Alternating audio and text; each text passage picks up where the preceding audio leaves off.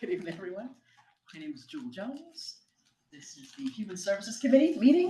It's March 9th, we're starting at 6:36 approximately p.m.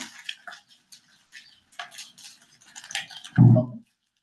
There's some stuff I have to read, I'm just waiting. So there's some ground rules, everyone. No one may speak until granted the floor. CB11 members, if you have a question about board business or wish to make a motion, please raise your hand and wait to be recognized by the chair, Jewel Jones. To raise your hand through Zoom, click the participants icon. You will find the raise hand function there. Members should not engage in any back and forth discussion. The chair will recognize the next person to speak. Please keep your questions and comments brief and on topic to the discussion.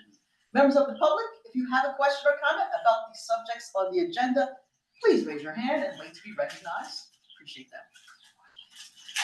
All right, so this is the agenda for today. Call to order, roll call, adoption of the agenda, approval of committee minutes, approval of February 9th, 2026 committee meeting minutes, announcements, informational updates, 5 minutes per person, New York State Department of Health and Mental Hygiene, New York State Health and Hospitals, that would include Metropolitan Hospital Center, Harlem Hospital, Henry J. Carter, New York City Human Resources Administration, Department of Homeless Services, New York State Department of Aging, if folks are here, Office of Immigrant Affairs, Department of Veterans Affairs, Center for Comprehensive Health Practice, CCHP, Housing Works Connect Program, On Point, Jason Beltry.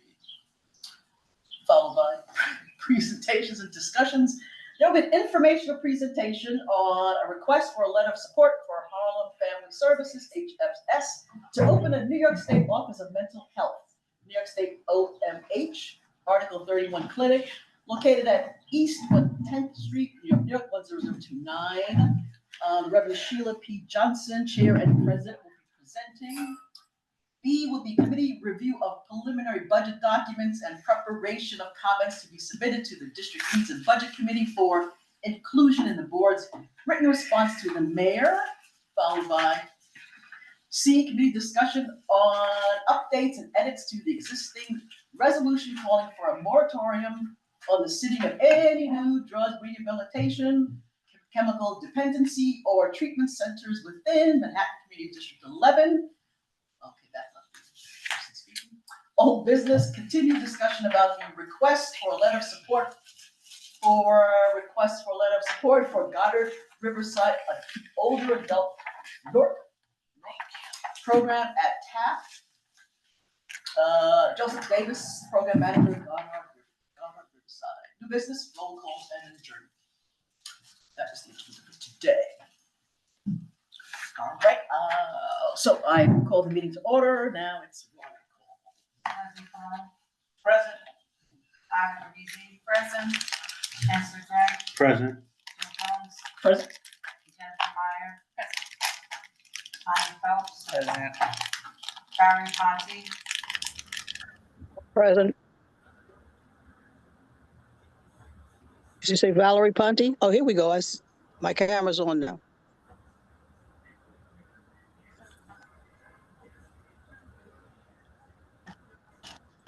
Yes. No?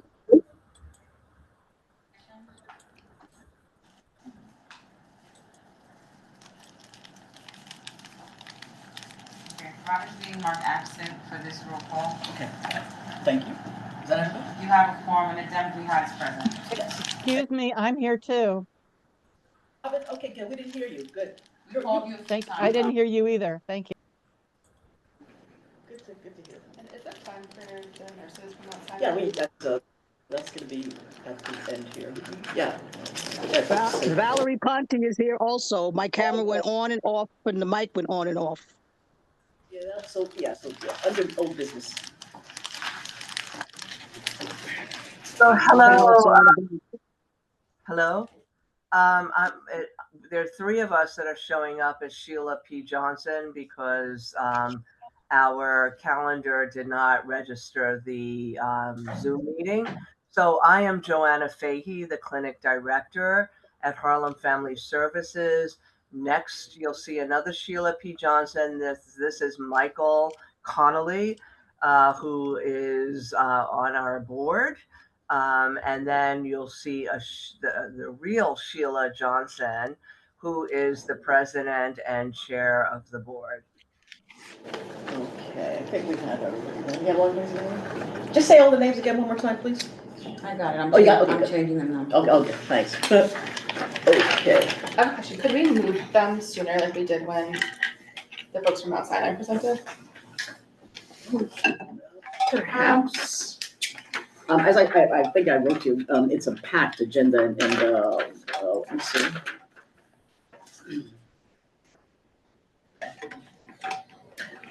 Okay, who is here? I believe are all 4 of you from, I know. yeah, Say that again. it's the 4 that are here. Is there one person with a written statement? I think it's important that we give them the same amount of time that we gave to. Well, that's not the point. I hear what you're saying. But we need to have these things, I need to have things in advance, so, you know. We didn't have them outside. You're not aware of the communications that Deb and I have had with Brad, so I don't, we've had communication with Brad in terms of information. From my understanding, it was added to the agenda the same day, is that not correct? The nurses will go, okay, but we don't have to have this, back and forth thing, they will go.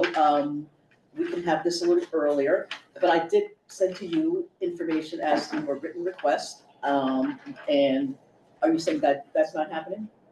Written statement, you have a written statement? Anyone? For a written statement, but I wasn't. Okay. Okay, so let's just get back to the agenda for one moment and we will look to see if we can push them up. Adoption of the agenda. We all have the agenda. We're adopting the agenda. Anyone against the adoption? If not, it's to be unanimous consent. Hold on. If we're adopting the agenda, wouldn't it be adding the nurses to it? Well, it was originally added as old business, but I'm not sure where to put it now, but it'll be there somewhere. If you want an exact spot. Perhaps under, what would you say? Just up to you all. You can make a recommendation. I said we put it at the end of information updates. Okay. All right, so with that addition, are we adopting the agenda? Yeah. Any against? Okay, unanimously adopted. We all received a copy of the minutes? Any questions, comments? Again, without any objection, unanimous consent for adoption of the February 9th committee meeting minutes. Okay. Motion. Okay, appreciate it. Second. Okay, well, it's unanimous consent, so. Well, if it's unanimous consent, you don't need that. Appreciate that though. Announcements, any announcements, anyone? I don't know if it's appropriate, but I didn't invite Ms. Michelle Ferrer. She was looking to do a presentation for home care. I don't know if that can go under new business or an announcement. That'll be under new business. Okay. Any other announcement? Yes, I have one. How you doing? My name is Kanai Wilkes. I'm the engagement coordinator at CCHP. Just want to announce we're doing our first open house at CCHP on. Oh, I'm sorry. You're actually part of informational updates, so you will be speaking. I apologize. Sorry about that. Robin? You have okay, Michelle? Thank you. Just a reminder that in terms of the Silverman Conference on Aging, if you want to present, the request for the proposal is due midnight today. They'll probably extend it a few days if you're interested. Email went around to everybody in the committee earlier this week. Thank you, Joe. Thank you, Joel. And tell us the date of the actual conference. The actual date of the conference is May 1. It's a free conference at the Silverman School of Social Work. Thank you. Yes. Thank you. And Michelle, are you just, yes? Is your hand up for a reason, Michelle? Okay, all right. Announcements. Give me 1 second. I try to send out emails to you folks when I receive things from entities in the community, so they will most likely talk about these things, but the Center for Comprehensive Health Practice had a flyer they sent us. I'm gonna pass that around, take a look at it. Take a look at it. If you want to make a copy or print it, copy for your phone, feel free. That's an announcement. And I did want to just make an announcement. I want to thank everybody that came out to Metropolitan Hospital. It was a legislative breakfast, which was last Thursday. I thought it was an excellent event. It was well attended. A lot of CB11 members came out. Thanks to all of you. You can raise your hands that are in the room that went. Appreciate that. And I really do. It was a great event, and we should all be mindful and look at our health and hospitals. If I know where Harlem Hospital did their legislative breakfast, I will let you know as well. Those who went to Bellevue, thanks for going to Bellevue, but I appreciate you supporting Metropolitan Hospital. I'm no longer the chair there, but I obviously still keep in touch with Metropolitan Hospital, so thanks to all of you who came out. And yes. Oh, just another announcement. Sure. That's fine. I just had to grab it. On March 27th, which is a Friday, from 9 a.m. to 1:30 p.m., NYU Environmental and Racial Justice Network is holding their 2026 Spring Summit. It's called Health, Climate, and the Human Cost of Injustice. It will bring voices across environmental justice, academia, and the private sector together to examine how climate change shapes health outcomes and deepens existence inequities. Centered on the human cost of injustice, the summit highlights how community measures experience and response to climate stress, using both data and storytelling as tools for resilience. The day is designed to spark connections, share learning, and actual ideas that move climate justice from abstract to live reality. What time, sorry? 9 a.m. to 1:30 p.m. What's the date again? March 27th. That's a Friday, and it's free.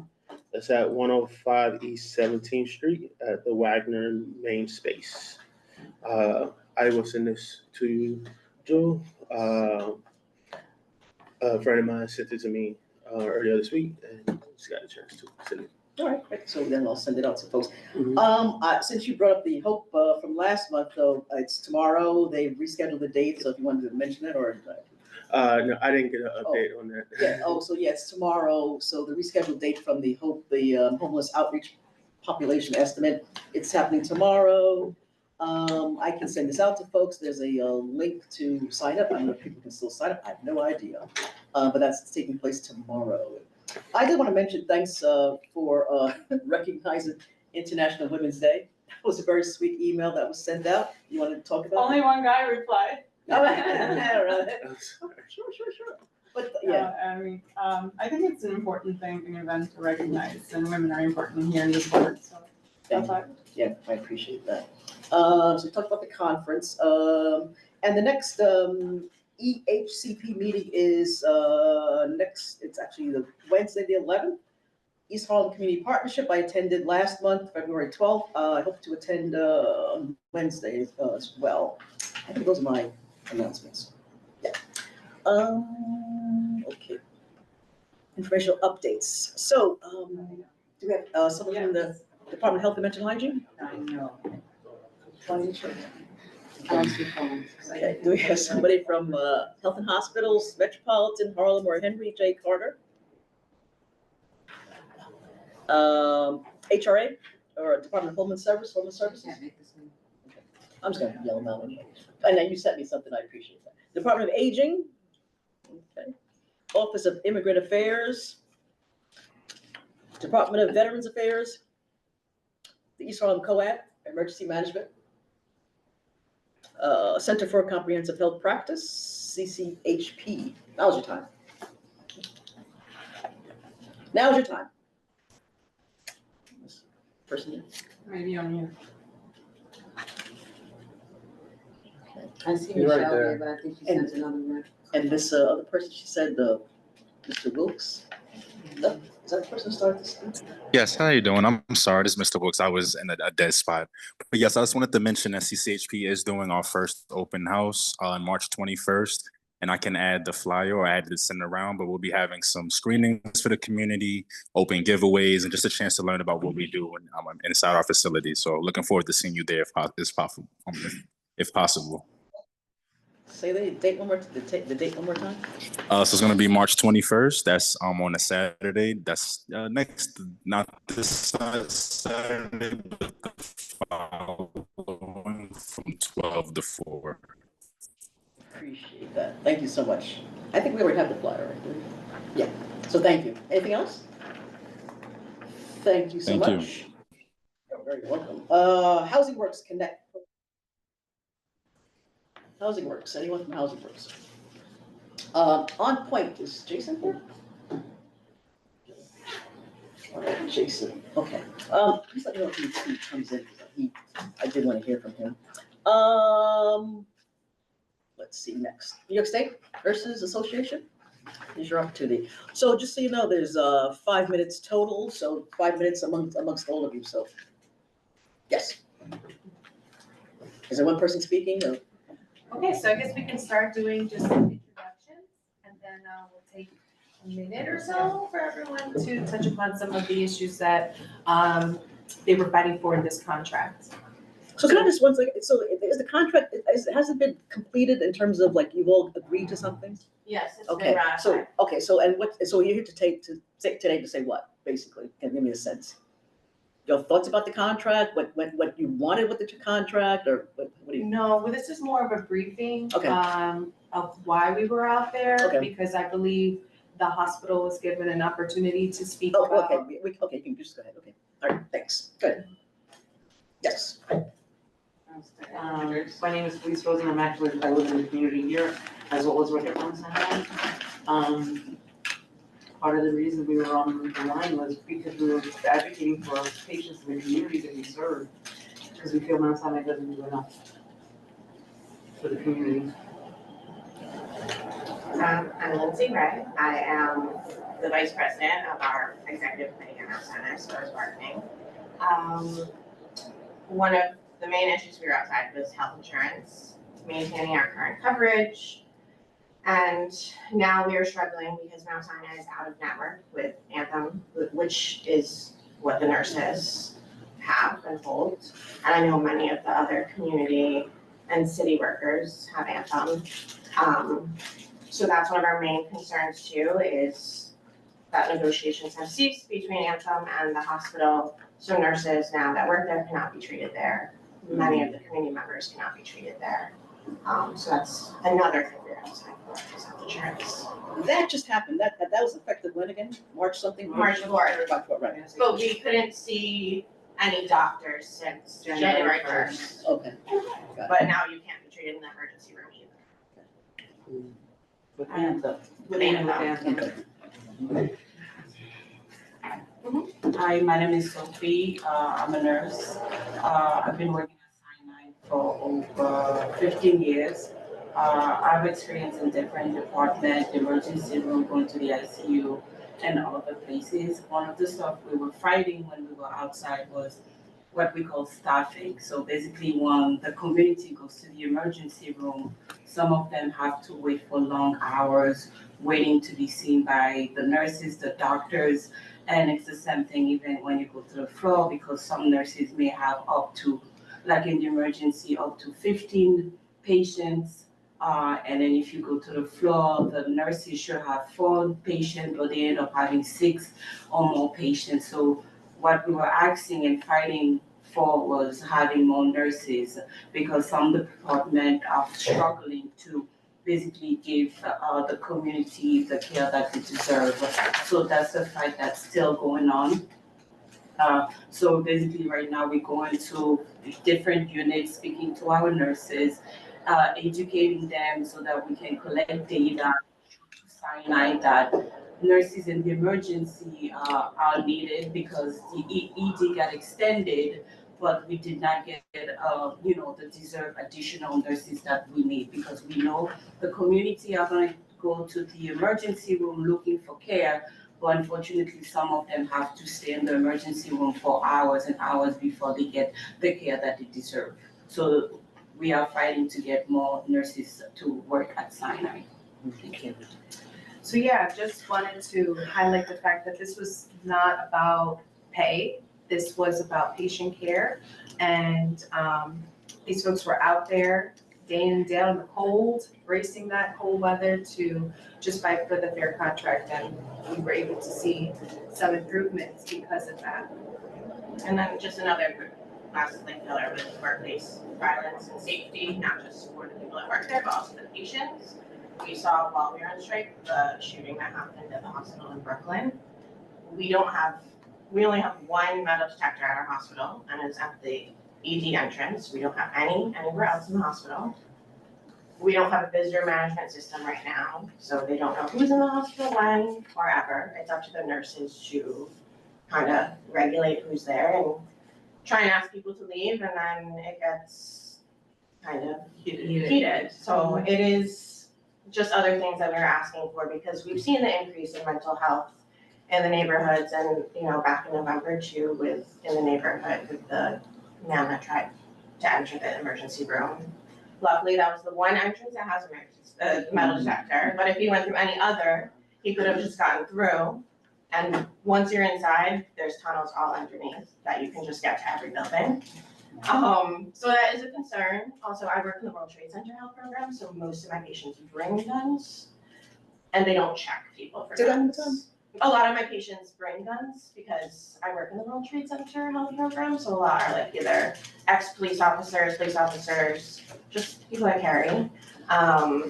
And they don't even check bags or anything at the hospital. We asked them to please check bags, and they said no. So many times they don't even know the weapons that are inside the facility, and that's just another big concern for us. That's all. Thank you. Thank you. You're very welcome. In terms of, so getting back to the metal detector situation. So the only place is, so that's along, what is it, Madison? Yes. And what's 10 something, 101 what? The one entrance is at Madison and 101st. Yeah, right there. That's the one. Oh, okay. The emergency room, yeah. And that with the metal detector. Yes. And in terms of, you said that in terms of visitor, you have no visitor management system. So when folks come in there, no one's signing it, so they're going somewhere to sign in to say, I'm here to see so-and-so? They're supposed to. Okay. They have set up little things, and someone just prints them out a name tag. Okay. But there is no system where it's actually, they don't know where these people are going. You can just tell them, I'm going to an appointment, and you can come right on in. They don't check IDs very often. They don't check even my ID. I walked in today, they didn't ask for my ID to get into work. Wow. So those are the things that we're concerned about, not just for us working there, but for the general population. Because there are also, schools there's a lot of fairs that come, so we have a lot of open fairs to the public. And you don't have to check to come. And even during negotiations, there was I think 10 of us that walked into the meeting and asked a single one of us for ID or anything, so. And is there someone physically at the entrance? Yes. What's the title? Are they Security. Are they related to the police? They have No. training? No. Security. They just have one off-duty or retired officer that sits by the metal detector in the emergency department. And the local precinct would be 2-3? Yeah. Yes. Okay. All right. Questions, folks? Just on the security tip, is that, do you know if that's security third party or do on Sun have? They are employed by Mount Sinai. They are. I might have missed it. So what is the situation with your insurance right now? So It's complicated. yeah, so Mount That's what I Sinai, thought. yeah, Mount Sinai Hospital, and Anthem Blue Cross Blue Shield. And no longer, Mount Sinai is not accepting Anthem insurance at all at the hospital. The insurance that the nurses have through our union is Anthem. The rest of the employees at the hospital have United Healthcare. So we are the only population now that cannot be treated at So our you don't have hospital. coverage right now, or just We in have- your hospital? We can't see our. So if we get injured at work, Right, you'd have to go we- somewhere else. we would have to go to Harlem Hospital to get treated. We could not go to our emergency We were room. able to negotiate this, we got it, no? No, it was for them to keep our same insurance benefits that we have. But insurance issue is something with Anthem Insurance Company and the hospital based on like reimbursement prices and stuff. So that's where, that was a separate issue from us. So they did agree to give us our healthcare coverage, it's just our union provides Anthem. So now we cannot be treated at the place that we work, which we know is something that. So when the hospital agreed to be, have union employees, they signed an agreement that they would provide healthcare to their employees, whatever coverage the union was negotiating with their coverage. Unfortunately, Mount Sinai and Anthem were not able to come to an agreement of what their reimbursement rate would be. And that's where they got stuck. Do you know how this affects the East Harlem community? What % of the population might have this insurance that they're not taking any longer? I'm not sure the numbers, but Tony said she does. Well, I just want to piggyback.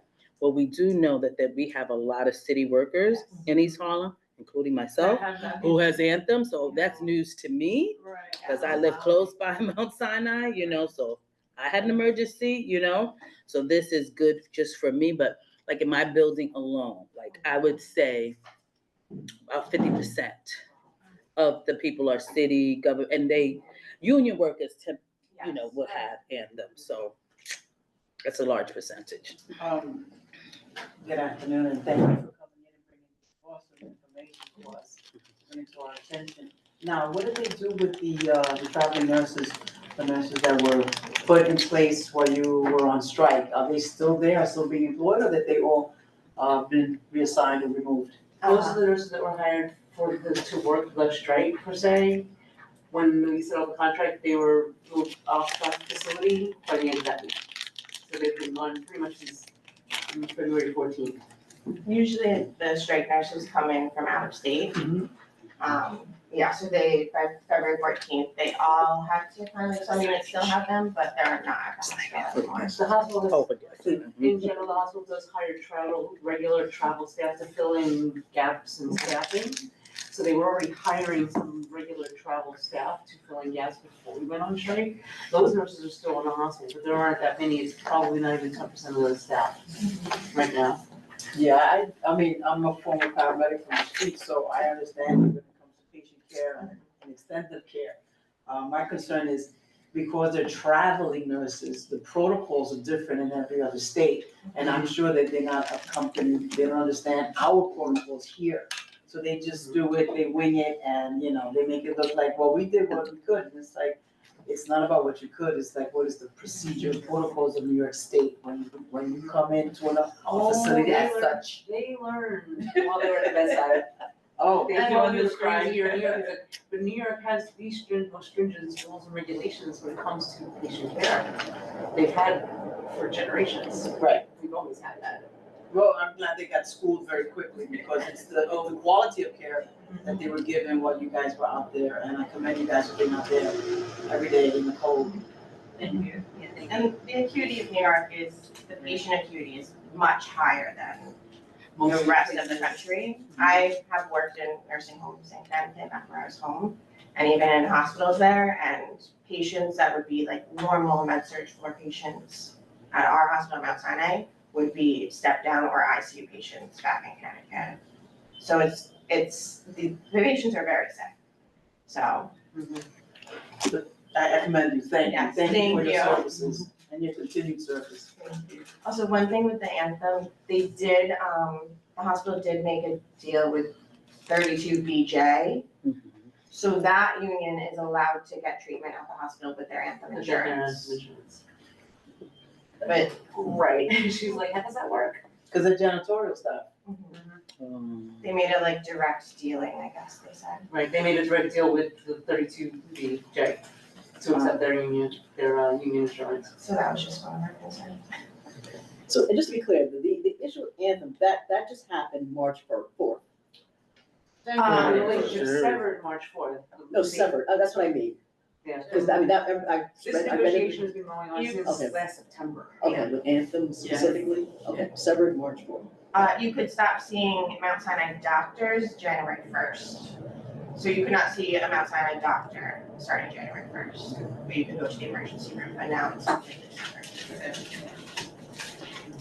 About staffing, I was wondering, I'm sure you didn't get exactly what you asked for. So I'm wondering the gap in, particularly thinking about patient care, that you think might still exist and be impacting the community.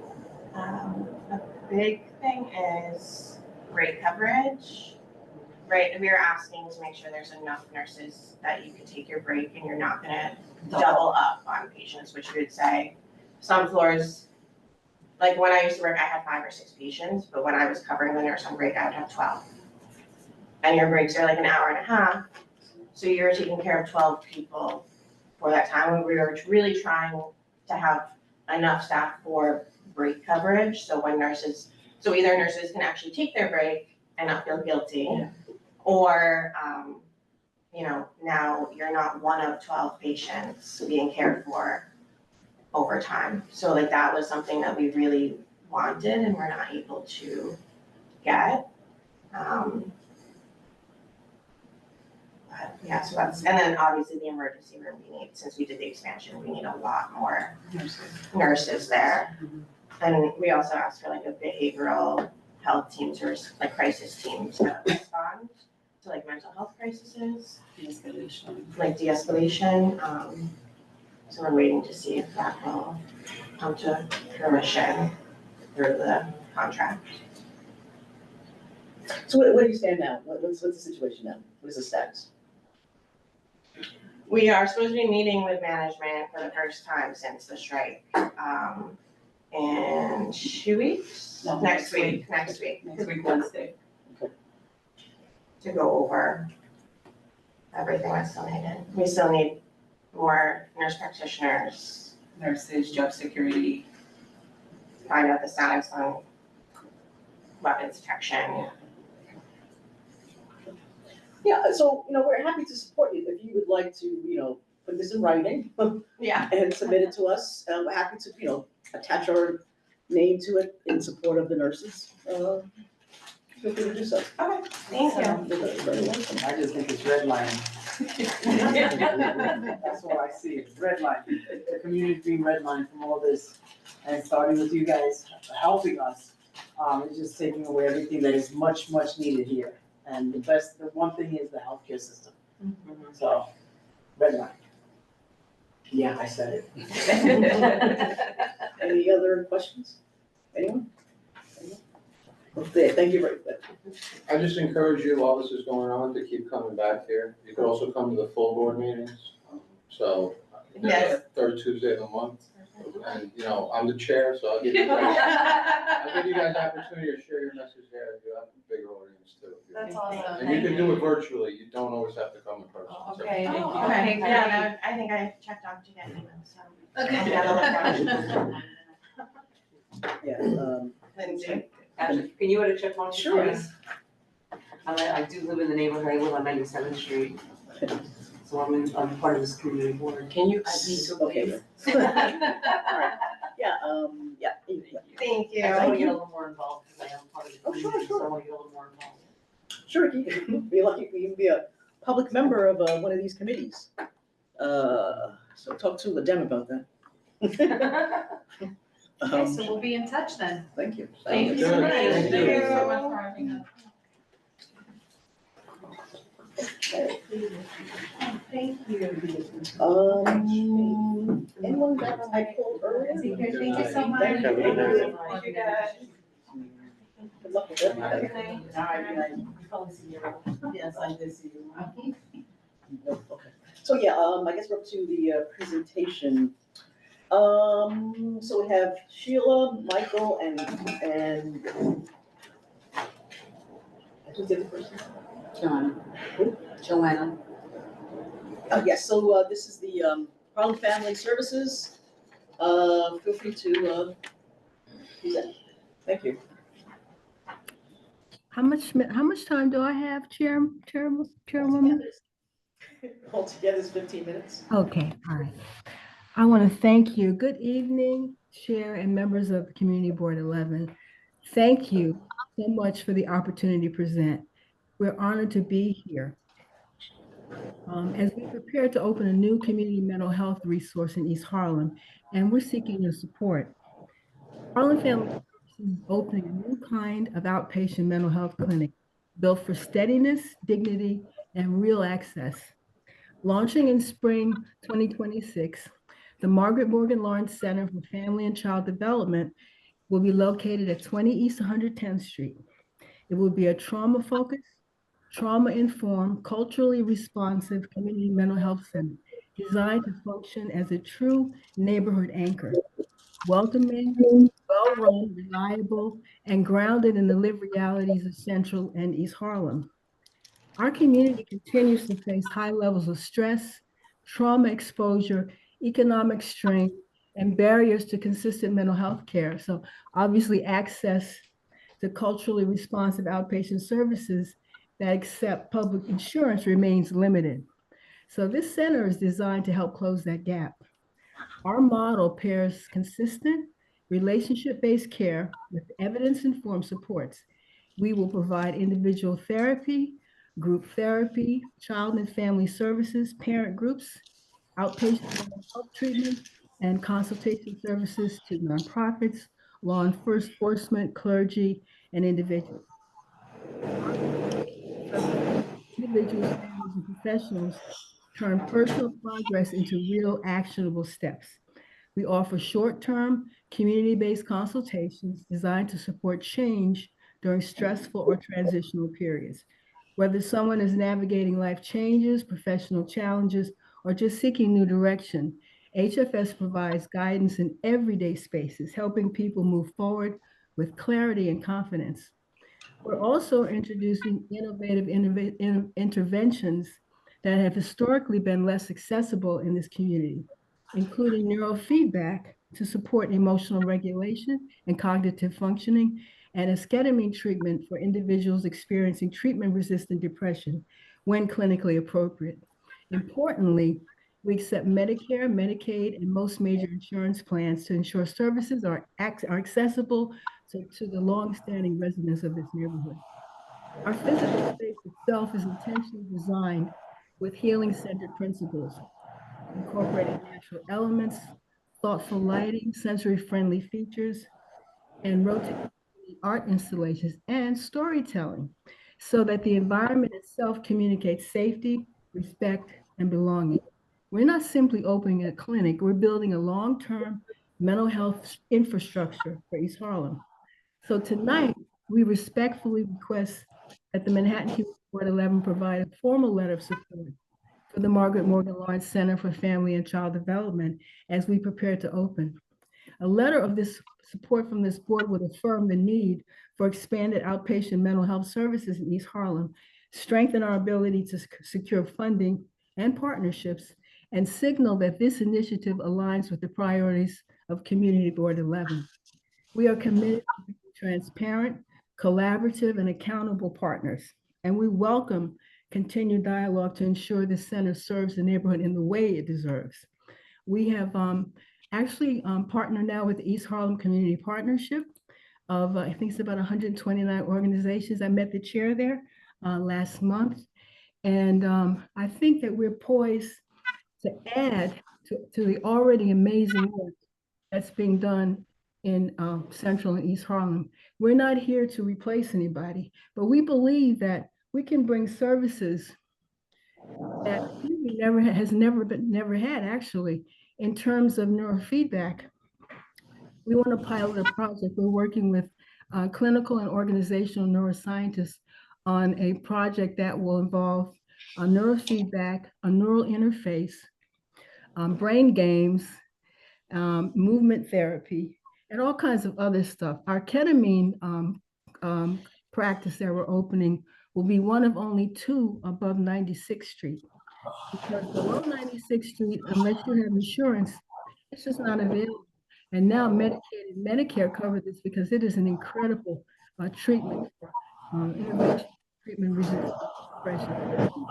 The community out of the hospital, basically. Now, I anticipated some questions from you, and I'm ready to entertain them. Thank you. So yeah, I did meet these folks. Good to meet you all at the East Harlem Community Partnership last month. It was good to speak to you and hear from you at that meeting. Any questions? Yes. So thank you for what you do, and it sounds pretty good what you trying to open a new clinic. I just have a question in regards to the funding. I looked at your nonprofit filings, and I saw that you had a deficit the last 2 years from your parent company. So I was wondering, where is the funding source coming to open the new clinic, and how do you plan on keeping the budget? We have a social justice division that is providing 20% of their net profits to us. So that's a big source. We also have a number of philanthropists on the board. And that's basically how we're going to be operating until we submit our first bill to to Medicaid.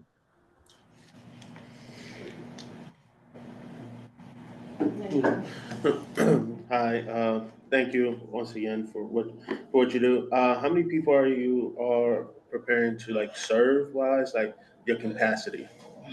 I'll let Joanna respond to that. Joanna, can you respond? Yeah, sure. We are going to be growing the clinic, obviously, with a combination of licensed staff who will be in person and virtual. So I think we can easily, in the first year, we're looking at seeing 250 clients, maybe more, and these will be weekly services, weekly therapy, if there's medication management. But we really have the latitude to grow this as the community needs it, because we do have a combination, as I said, of therapists working in person and remotely. So if you are not a high-risk client or a child who should be coming in person, you might be a young adult, an older adult who, after intake is deemed appropriate. And if you are requesting services that are virtual, then we can accommodate you. So it's kind of a tricky question these days. In the old days, when everyone had to be seen in person, I could give you a number, but we have so many more. We have so much more latitude now because we can see clients either way, whatever their preference is. Okay, and so then, how many? So it's two questions. How many therapists would you guys have, and then is it referral based only, or can someone just walk up to the Harlem Family Services and get service? Yeah, again, the licensed staff number is going to be variable. We can have probably at least 5 full-time people in person in the clinic, and then we're expanding our space after the first year and a half to double the space. So we're implementing something called same-day access, where we will have hours, and clients can just come in, walk in for an intake, and be seen that day, or clients in crisis can call and come in. So we'll be able to accommodate clients without an appointment as well. Thank you. Any other questions from folks? Yes, will that be considered an inpatient, outpatient, or will it be outpatient, outpatient? And will there be any kind of programs after the services are provided, so they can, I guess, be more functional? I'm sorry, Answer the question? you broke up a little bit. The question was, is it inpatient, outpatient program, or is it outpatient, outpatient? And if it's outpatient, will there be a continuous program to sustain their culpability and their functionality in society? Can I do this one, Sheila? Mm-hmm. Yeah, we're an outpatient community mental health clinic, so all of our services are outpatient and primarily voluntary. And I think, once someone, starts off, our model is weekly therapy and whatever other ancillary services a client is looking for, whether it be medication management, a psych evaluation. And then we're also offering groups. So I think as someone is kind of as someone has been with us for a while, many clients will ask for every other week therapy or just to do a group to stay in the mix. Or it's called an episode of care. A client comes in when they're in crisis, and we call that an episode of care. The crisis is over, whenever that may be. They request that their case is closed, and then they contact us in the future whenever there is something else going on in their lives. And that's sort of a model that I have seen throughout the last 10 years of my career, and something that the State Office of Mental Health really encourages, that people have episodes of care, episodes of stress, which require them to have services. When they deem that they have the coping strategies necessary, they can determine decreasing their sessions, attending a group, doing medication only if that's what they're looking for, and or closing their case, knowing that they simply have to call and we can reopen and provide services for another episode. I hope I answered your question. Yes, I just want to make sure that just because they come to the clinic, that it's just a one-time deal, but I understand now that it's continuous with them. It's not one-stop.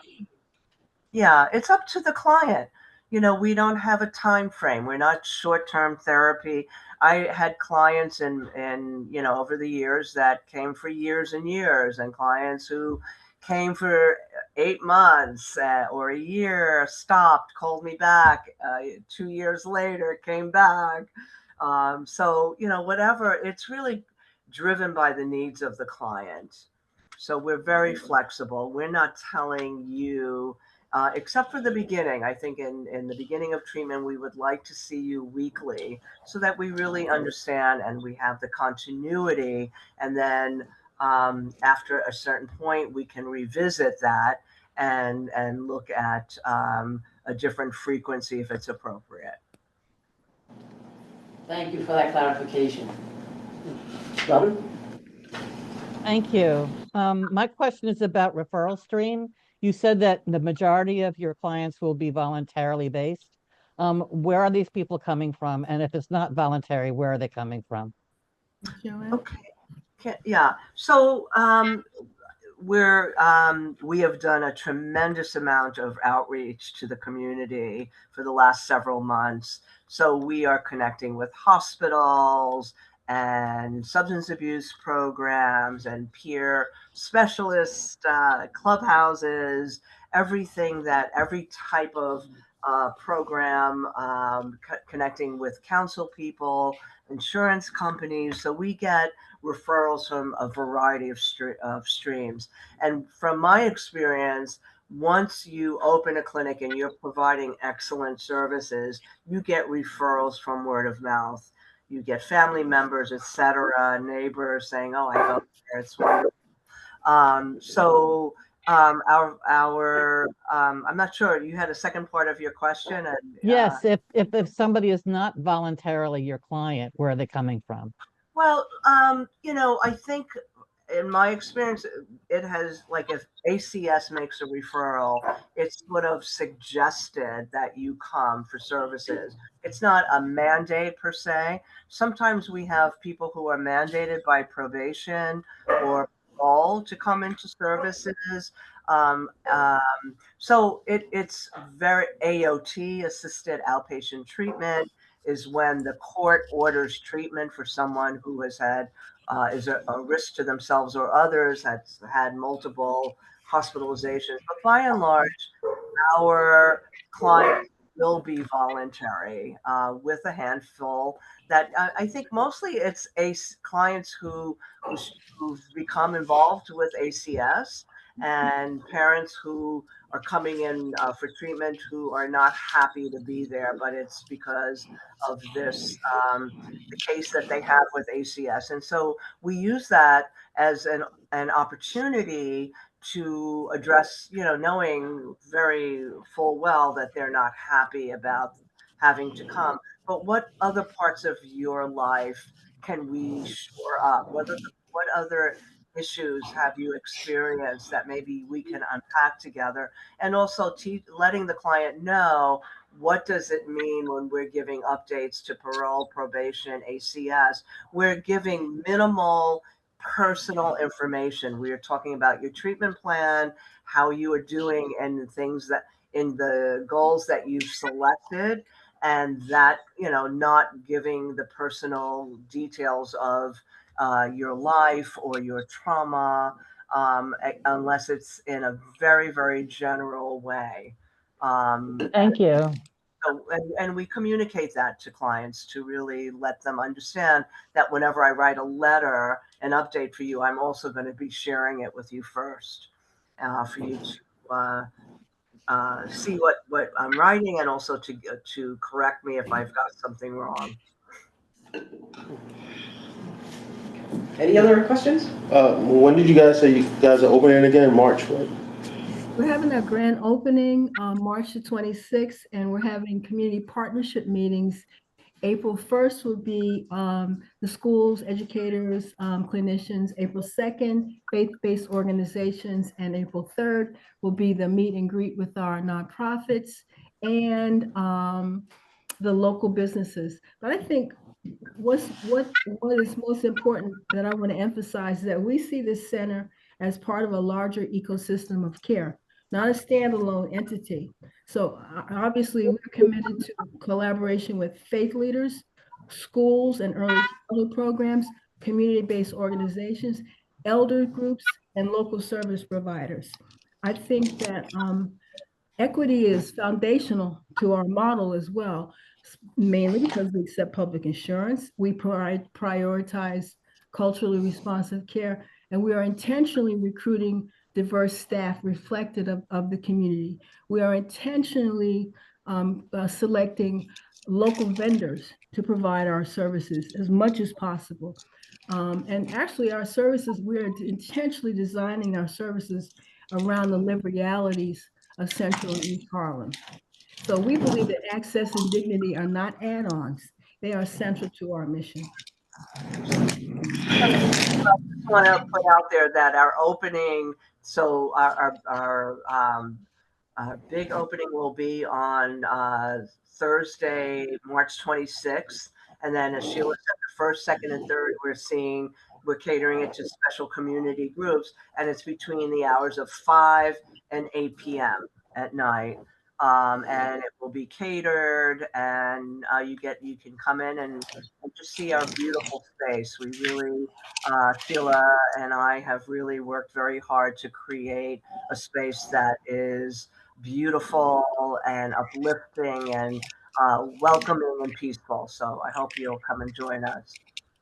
Good. So just for clarity, March 26th, the grand opening from 5 p.m. to 8 p.m. Right. And then April 1st, 2nd, and 3rd, it's 5 p.m. to 8 p.m. as well?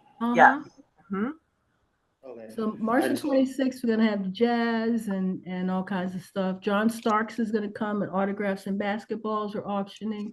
Dr. Jeff Gardier is going to be there, and the gentleman from Man Up is going to be talking. So it's going to be interesting. There'll be a couple of presentations from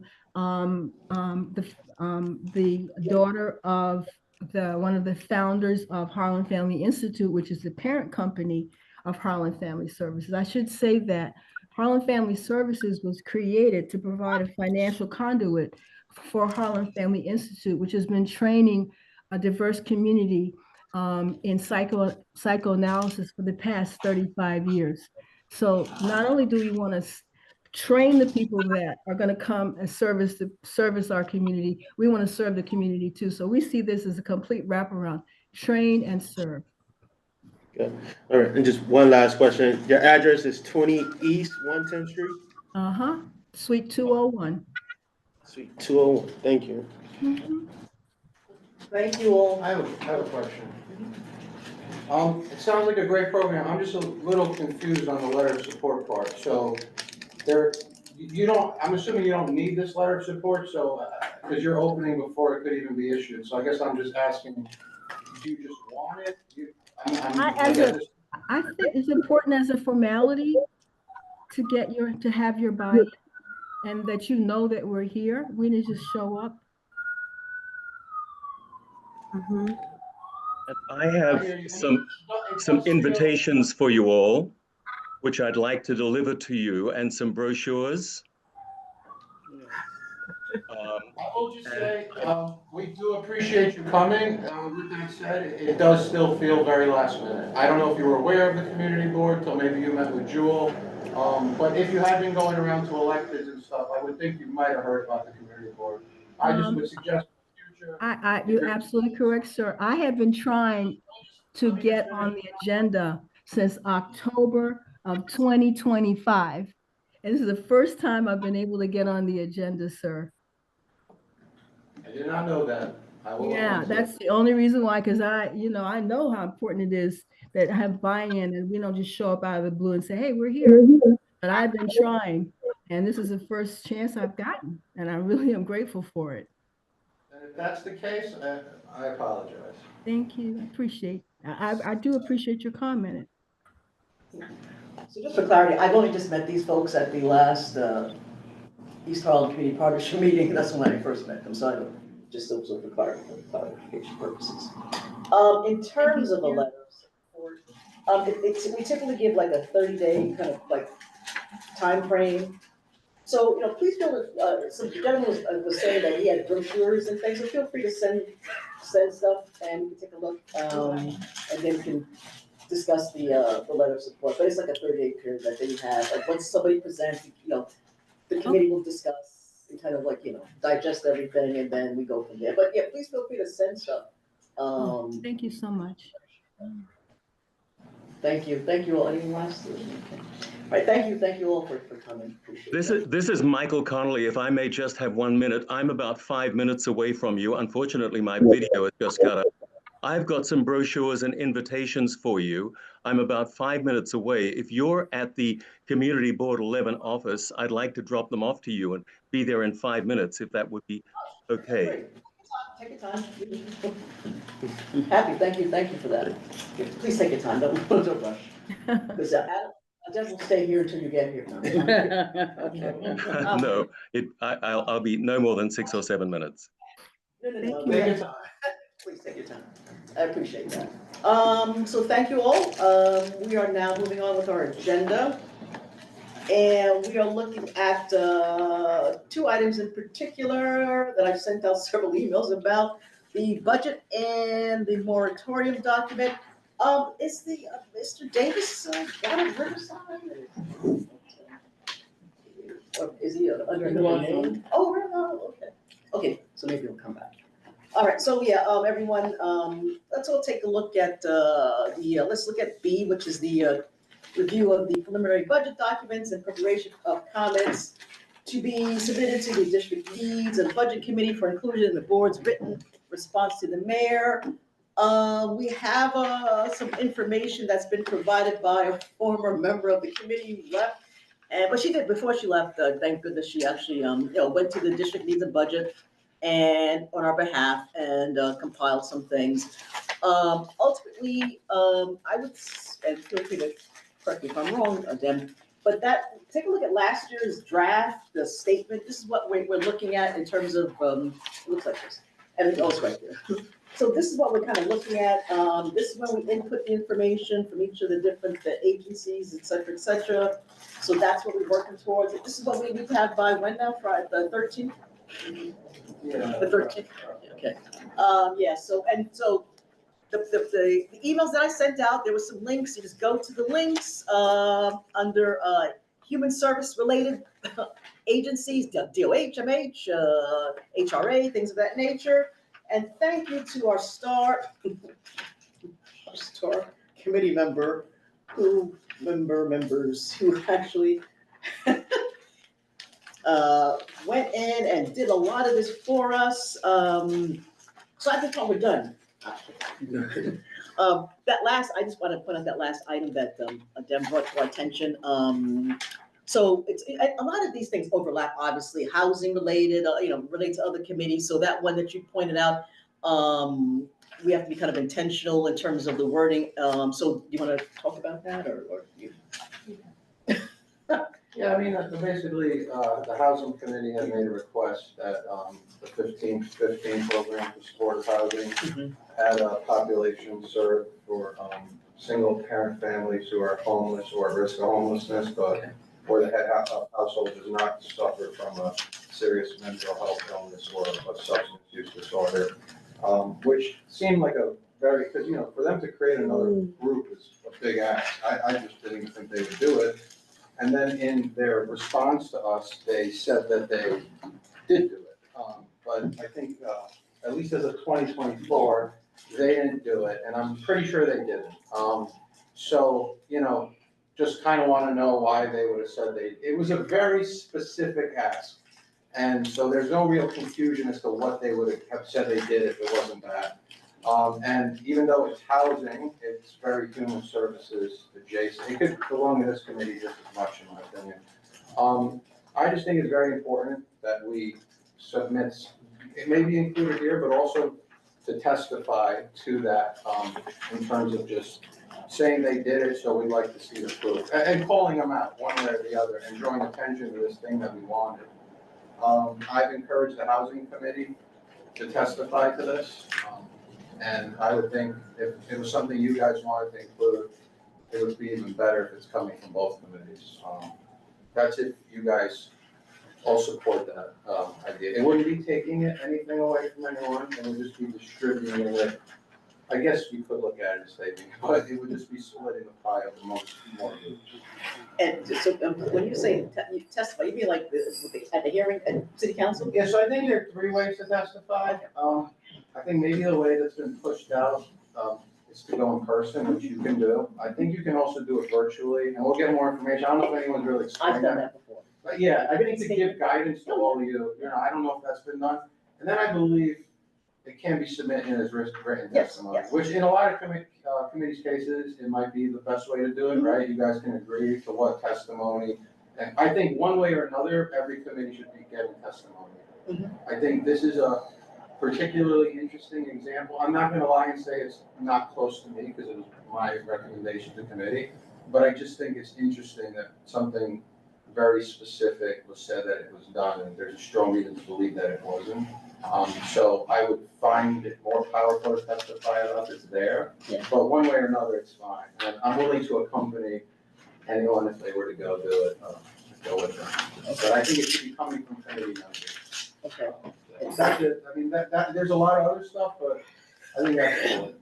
So just so everybody knows, this went out in terms of different city council hearings. I've gone on the city council, I've testified, not part of CB11, other stuff.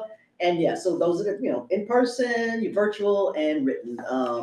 And there's a list of the different, Yeah, they don't, committees. I email the. Oh, yeah, that's being said, I just say stuff verbally as well. So there's some dates here and, Committee on Aging, Human Rights, whatever relates to our committee, as in terms of human services. So just wanted to mention that. So let's look at the documents, what was said. So I think there's 10 items altogether, if I recall. Pull those up. In terms of, It's right in front of you, so I take to the desk, which pages you should. Oh, no, right. Yeah. But, and so in terms of like the responses though, so the responses that we're putting here as well? Yes. Okay, great. The explanation, yes. Yeah, well, okay, so I've, been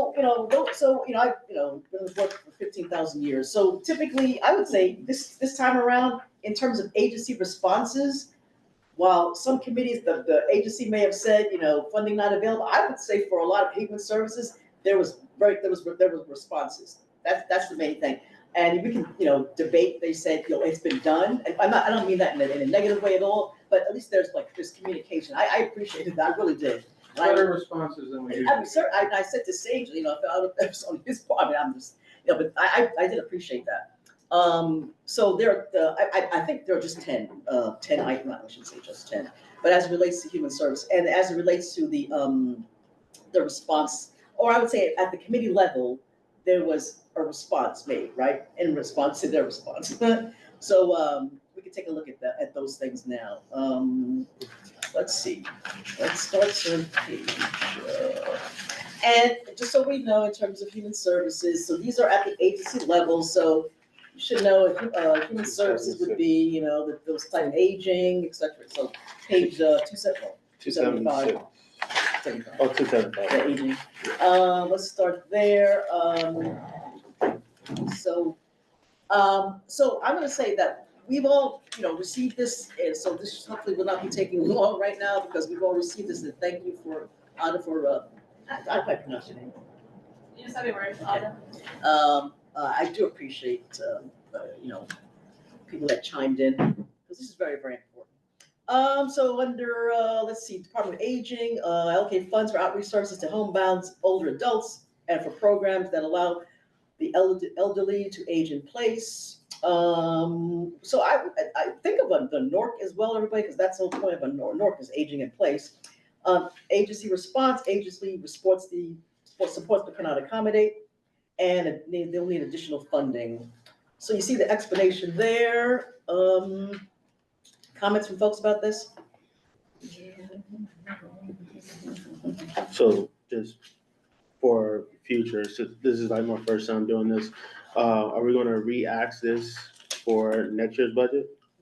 Right, so we have to respond to what the agency said. So if they need additional okay, so first thing, you take a look, you know, in our minds, is it something that we still want? You know, maybe it's something that has been, you know, rectified.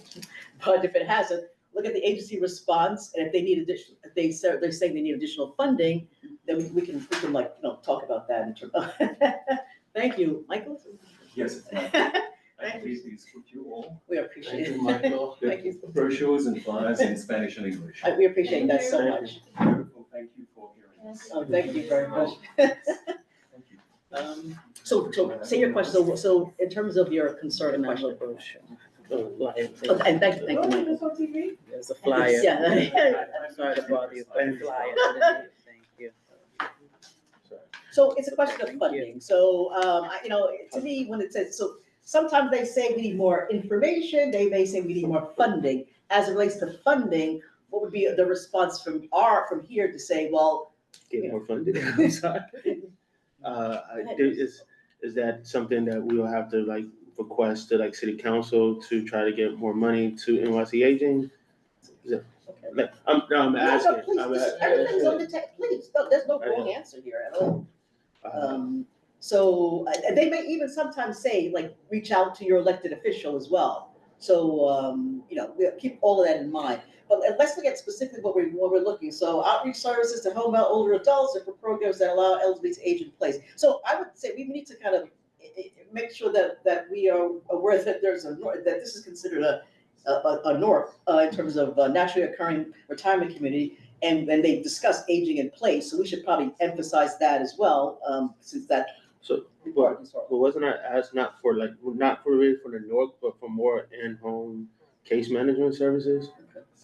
Yeah. Okay. Yeah. I'm just saying, like, you know, I think we just highlight that as well. Yeah. No. I'm asking for a clarification because like I'm reading our ask.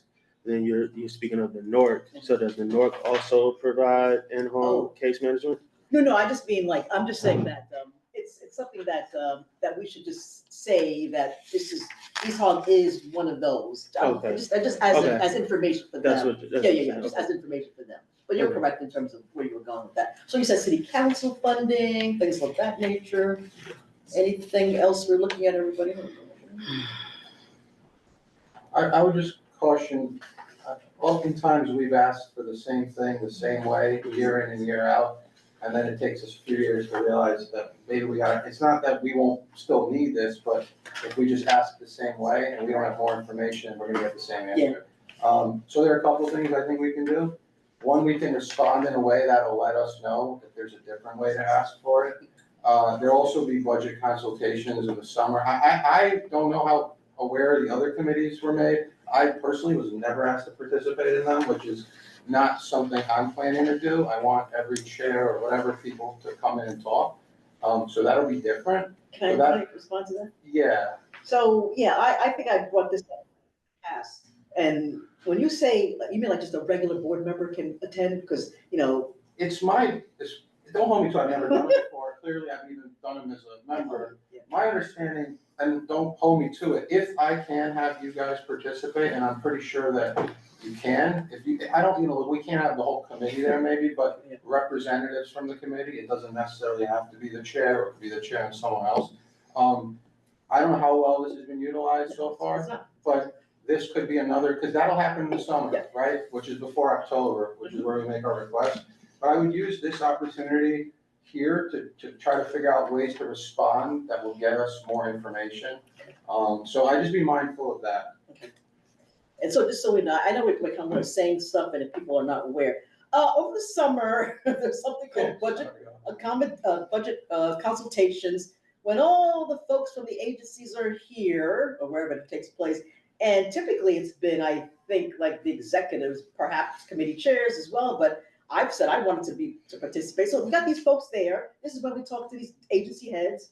Yeah, so, I'm not a patient person. Apparently I'm telling them to reach out way too soon, but I've already told the office to start, because I assume maybe we get higher up. If we get earlier, we get better. Working on schedules. Yeah, that would be where the agencies come in, and it would be the relevant agencies, and we would make sure whoever needed to be at the table from the right committees would be there. So, I don't want the responsibility that the things you guys were fighting for didn't happen. You'd be there yourselves. I had more of a question, sorry, yours before me. So you want to ask? Yeah, so I had a question, because I don't know how it's being done, but does it make sense to have each agency with 3 requests or so, rather than sending them so many, and then it kind of the message gets diluted in? I don't know if it's something that can be done, but I'm just asking.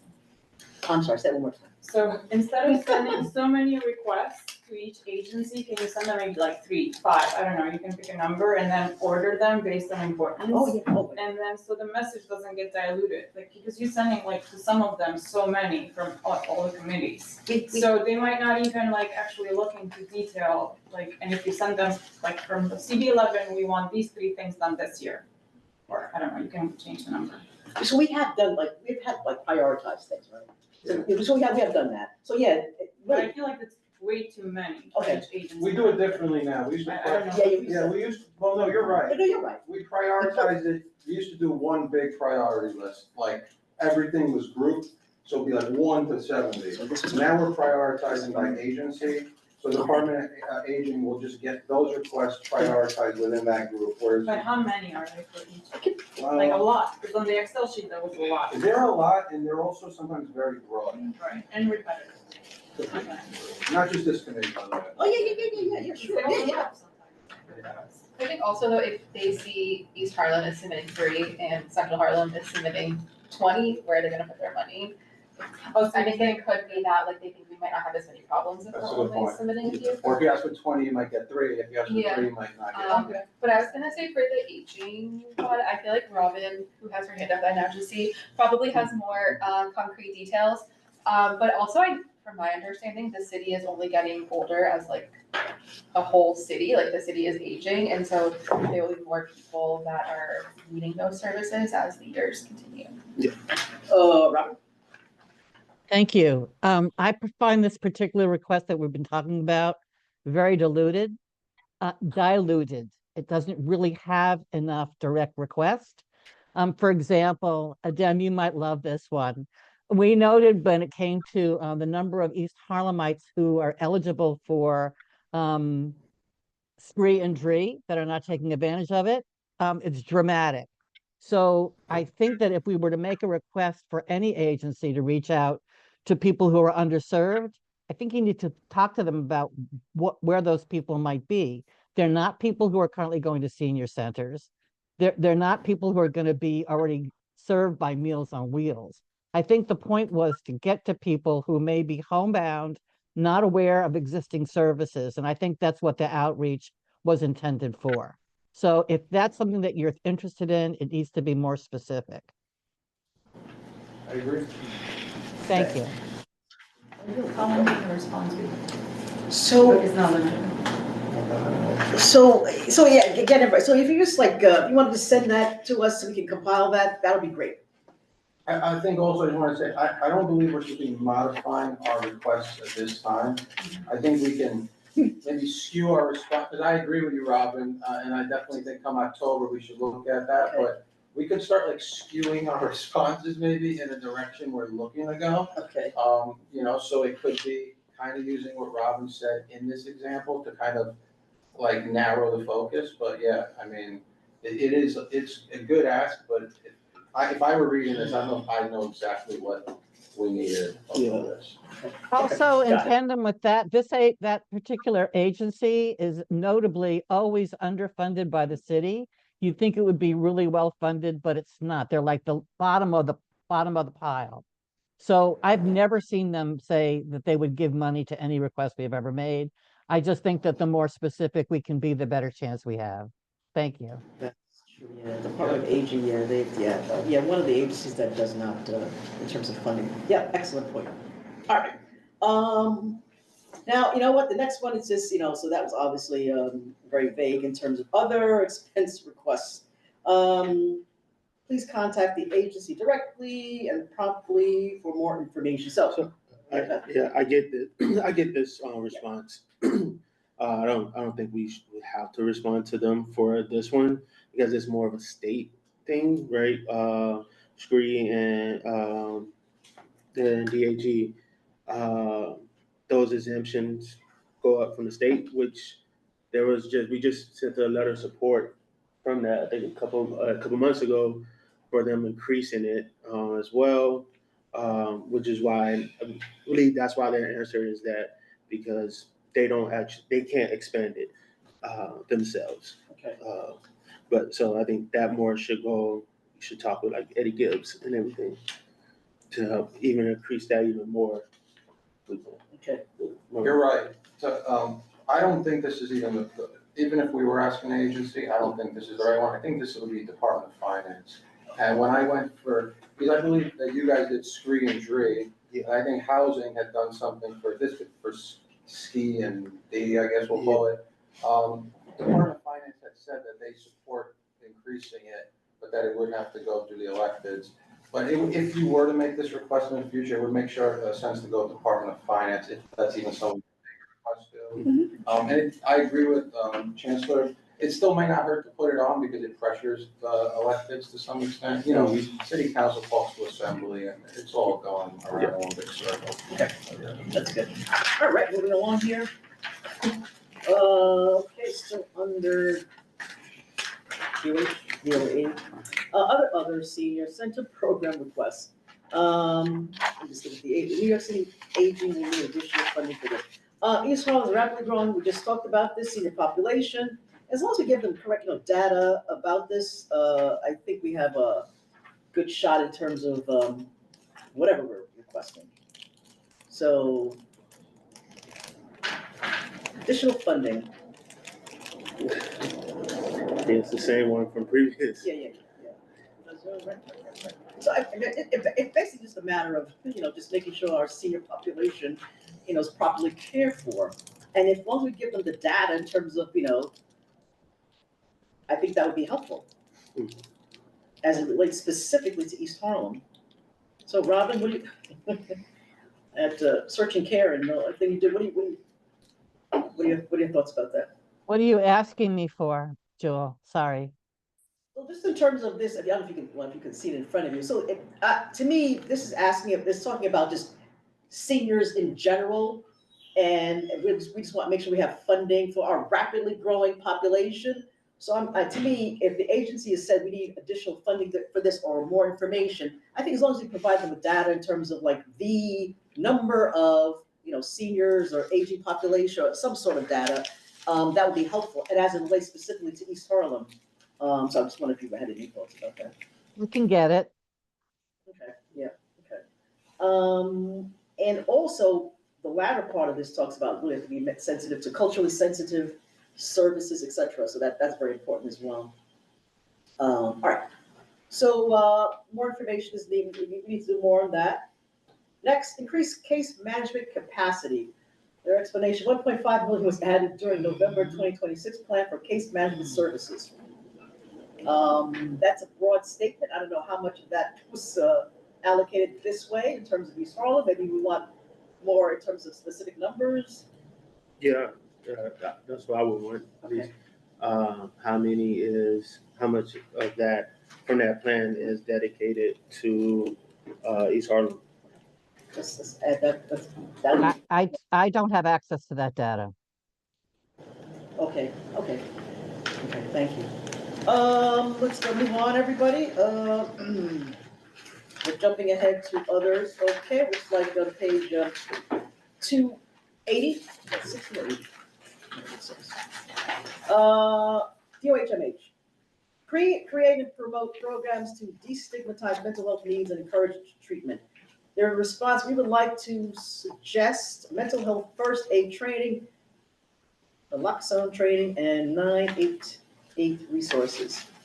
Thoughts about that? Are they going to provide the training?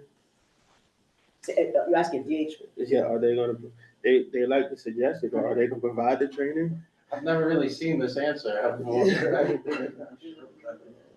So yes, so our response is, does DOHMH have such resources, services, provide such training?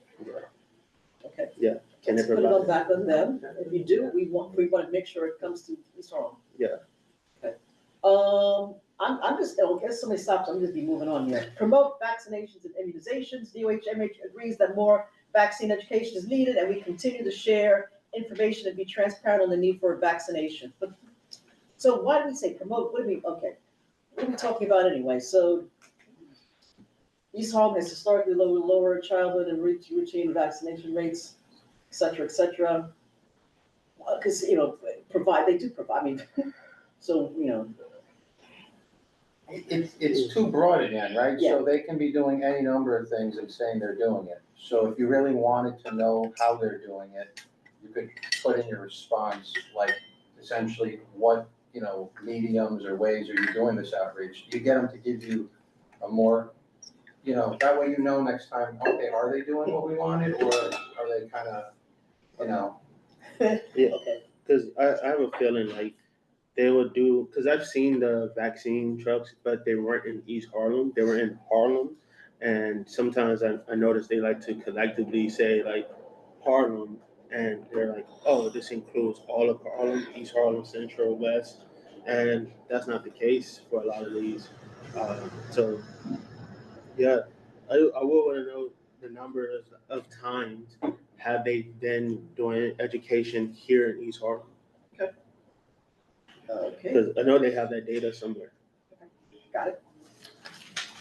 Moving on to create and promote programs for education and awareness on preventing chronic diseases, including quitting smoking, nutrition, and physical activity, etc. We agree that additional funding is needed, but there are no available resources at this time. Well, that sounds preposterous.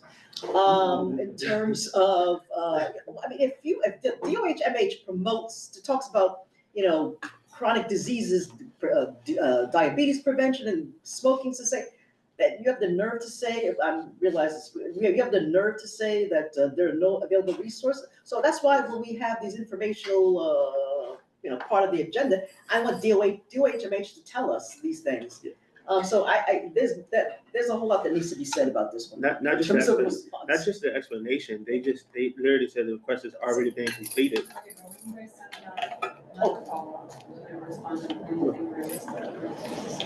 Same thing, but you mentioned something really good there. I'm Curtis. So you have this list of all the people that are supposed to come there. Do they just come usually and tell us what they want to tell us, right? Like they come if they're on the thing and they share information. I think if we start hitting them with come and talk about this, it'll get them here. So I would look at these requests. I'm suggesting this to all committees. You start building your agendas around our budget requests with the agencies. We don't have to wait for the consultations. Oh, yeah, and then to answer your question, when Marlene and I speak about this, that's why we added more, because, first of all, they should be coming anyway. So you can tell them, these are our requests, Yeah. how do you plan on handling Right, them or solving them? Okay, right, and, Force them to come in. yeah, oh, yeah. And so, and then, Anna, so please, I know you provided some responsive. Well, I wasn't sure how long it has to be, so mine was like very vague answers and more like, we'll That's stand fine, by no, this. no, please tell me, no, that's fine. No, we're all talking, so if you wanna add to that, what we just said. No, I mean, I was just saying that they're very general, the answers that they're giving, so I didn't have to be more specific. Okay. Just gonna pacify us.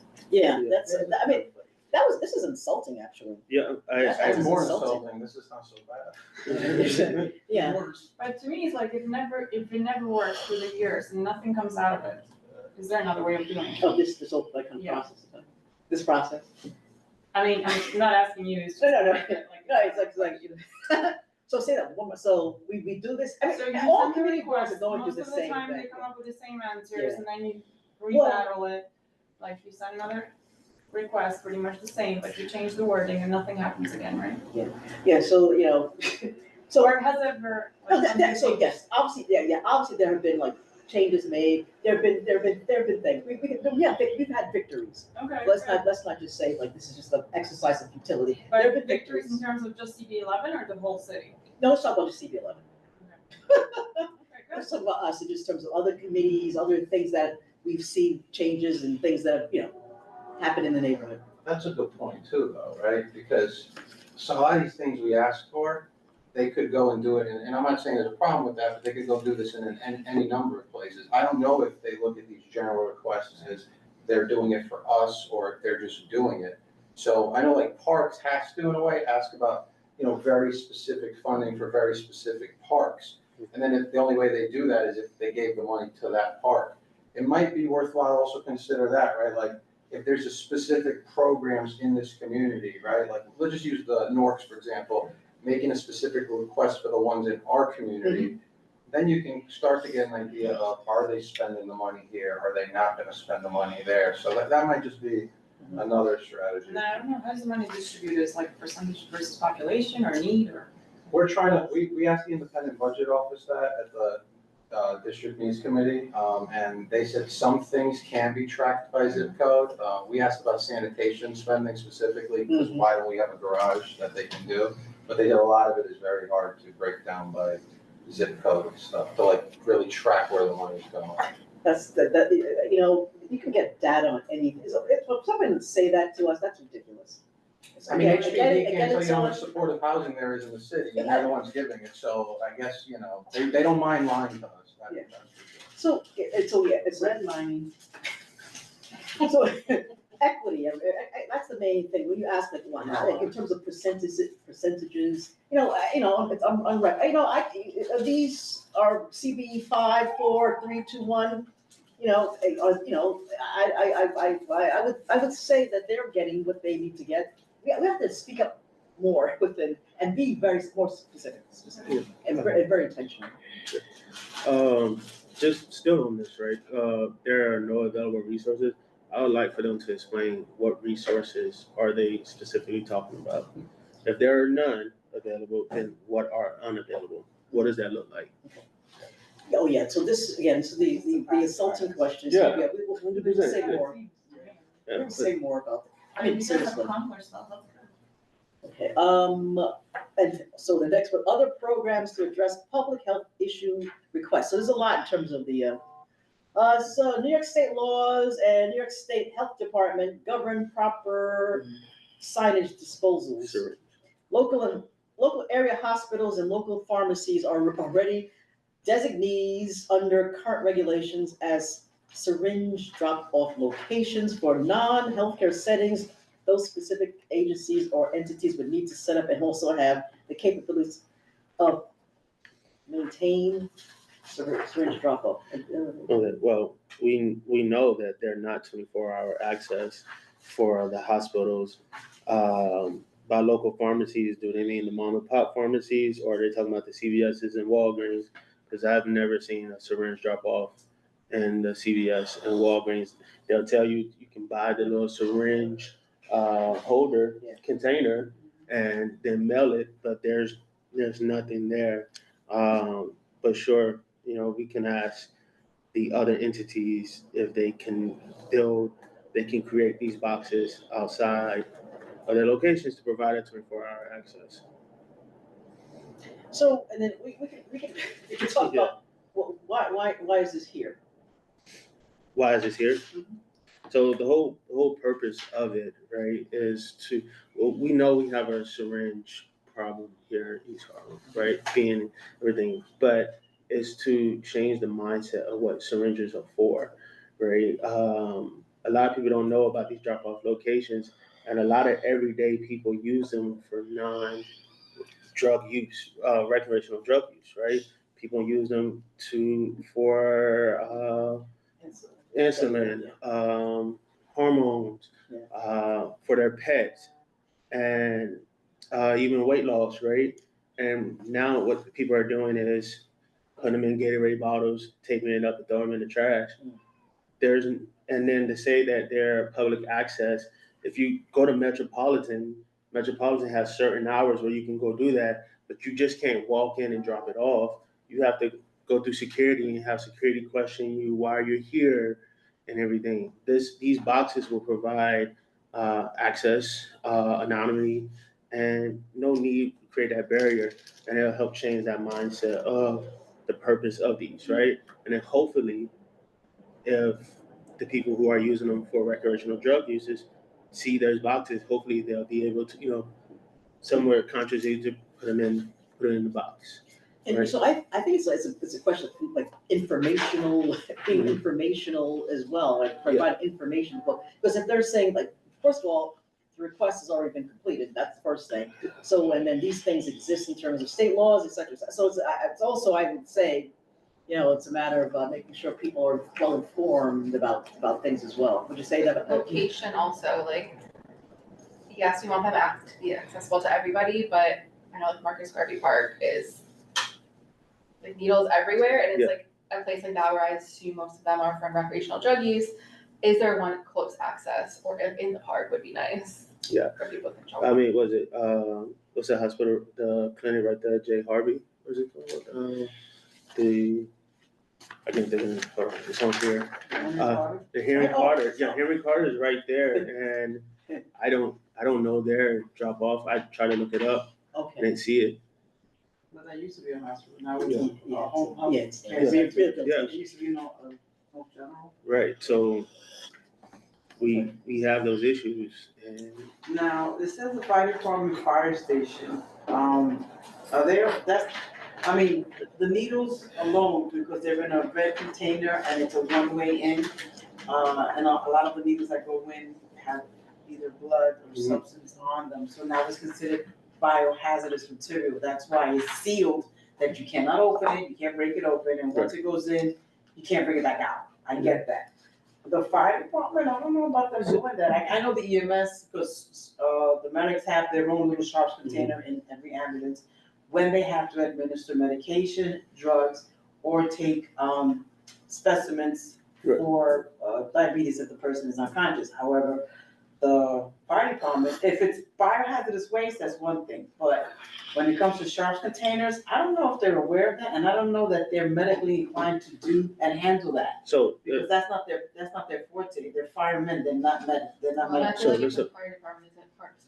No, but it says New York Parks, and then it says FDM. right, so it's more of locational where it'll be.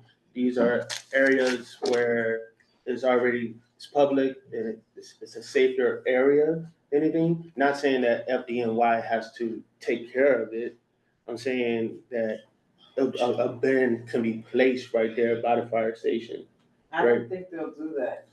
So, and that's the thing, right? They may not do it, but the worst can happen, right? I remember it was a long time ago where the idea of dropping off a baby at a fire station was unheard of, but because they don't do that, right? They take care of fires, but as we saw as time changed, they do that. It's a safe haven spot. There's not things can change, and I think that's part of the reason why that mindset kind of needs to change. It's if you go to Taft and Kings, all that, there's no hospital in that area, but that fire station is right there, and there are people who are suffering with recreational drug use around that area too. And then just to say those people in those developments, they can easily drop them off there. They know where the fire station is. So it's just a suggestive location. That's the idea. Same with like police stations, same with like the parks one. It's just a suggestive idea of where they could potentially be placed, and it will be tied with who DOHMH has partnered with to collect syringes throughout, so they can just go around to the different bins and use that, expand their contract with their already person. That's the idea. So yeah, let's, we can circle back to that just to verify whether they can have that container there in the fire station. Good point. Another one that's already been completed, create or promote programs to decrease children's emergency department visits for asthma and prevent injuries. So it's been completed. DOHMH looks forward to discussing further ways we can partner with communities to address public health concerns, including providing resources and materials for dissemination. Do we feel that this has not been completed, programs or decrease emergency department visits? What are their options? Is it just been completed and we can't accommodate? Are those the only two options? No, there's a lot of. Yeah, because a lot of these, they're saying it's been requested, but then they say they look forward to discussing further. Like that means to me that means it's not completed. Yeah, so we would respond to this. Yeah. So yeah, I mean, they can say whatever they want. So we can respond and just say, we don't feel. I mean, again, I would say we can look at data. So if we're saying programs, etc., emergency department visits, yeah, maybe more information is needed on our part. Okay. Next is other programs to address public health issue requests. Completed. DOHMH looks forward to discussing further ways we can partner, same as the previous response. So we were asked to fund community and school health literacy capacity building program to embed health literacy training, so health literacy. Embed in the schools, leveraging existing structures to reduce health complications. So is it in schools already? So yeah, so I would probably piggyback with the youth and education on this one. I don't know if they that's one entity they mentioned. They're also talking about leveraging existing structures, to reduce. I mean, if it's just related to schools or youth, then we have to maybe just talk to work with youth and education. What do you think? I mean, it also says they completed it, but it doesn't say how, and it's kind of like just telling you what they looked at, you know what I mean? So I feel like a good question to a lot of the ones that they completed them and they don't specify how would be, we'd like to know how you completed this request. Yep. Yep. All right, but I would also want to reach out to youth and education on that one as well.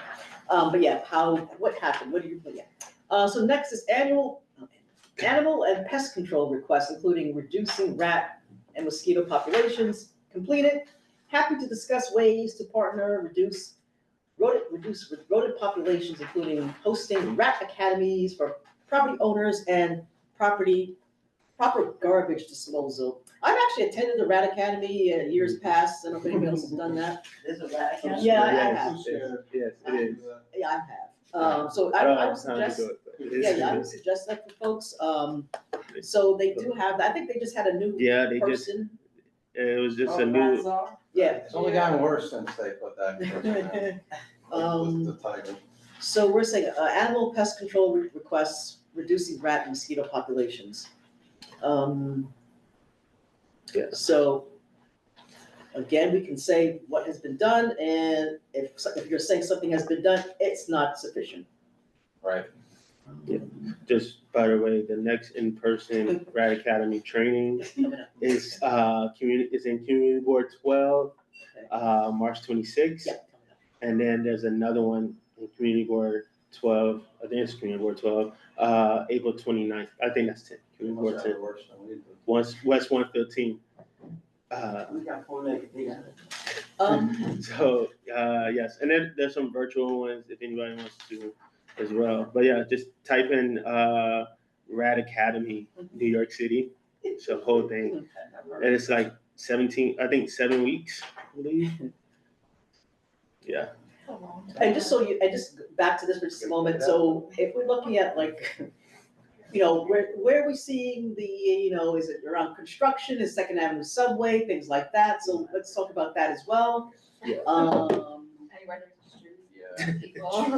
The parks, and take it. They're, like, no, I'm just saying, it's getting so bad, like, they just run out of the street now. Just every week, okay. Bad. But I would kind of specify some things as well.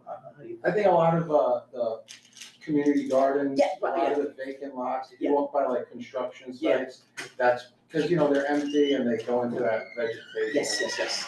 So I would say, and then it's, There's nobody doing, the other thing they have to hold people accountable for, are those are owned by people. So, these people board these lots up and they leave them there, and then Yeah. no one's sending, what do you call it, like, Terminators. terminators or whatever, so. And that's including on city-owned, private lots. They don't get the garbage. That's a lot of the complaints. Just to follow up with that, could we ask them how can we host Rad Academies in East Harlem? Seems like 12 has it, 10 has it. Yeah, let's reach out to them, yes, host the sessions. Yeah. Yes, host, excellent. Anyone here on Parks and Recreation Committee? Because, last year or 2 years ago, we actually went around to different, what do you call it? Community gardens. Yeah, and, and we're starting that in May. Yeah. Okay, so April, we've done that, and we've seen where, some of these gardens and the big old hole that's there, because that's for the, yeah. So I participated in that. Yeah, we're starting that. It's great. End of April or early May. We just want to get through Earth Day first. Okay. Moving on, other programs to address public health issue requests.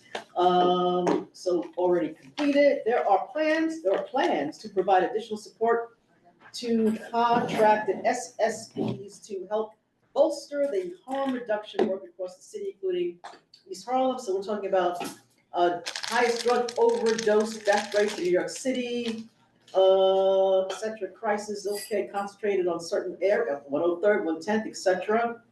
Current services are not sufficient to meet the scale of need and without targeted community level interventions.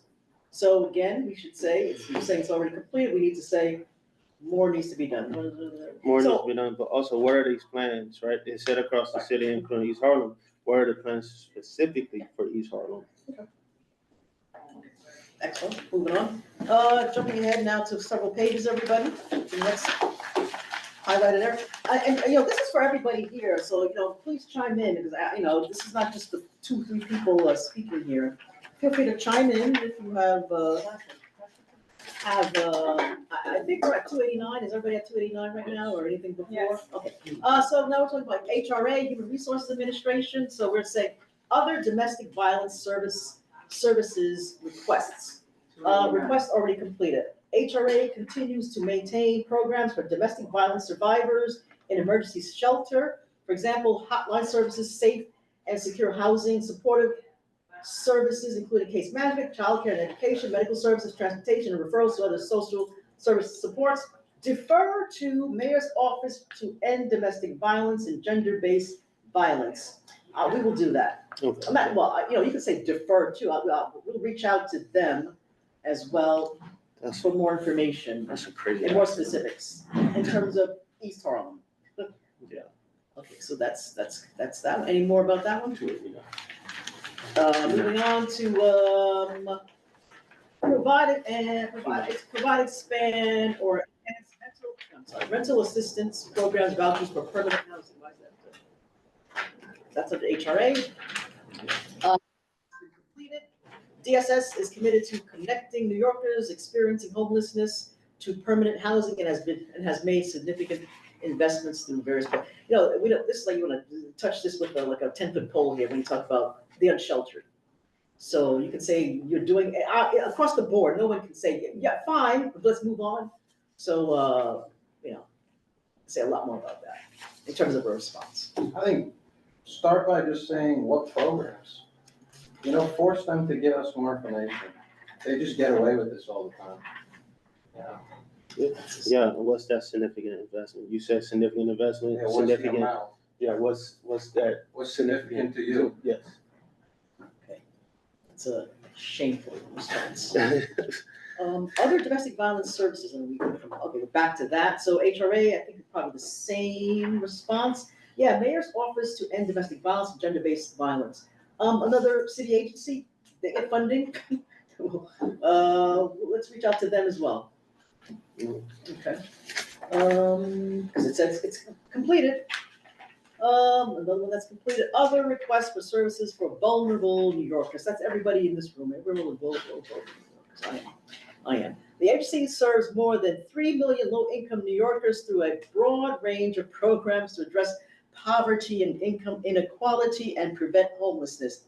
You know, you're actually boasting and saying that. That's shameful. Yeah, sure, to 3 million low-income New Yorkers throughout, but we are specifically asking for East Harlem.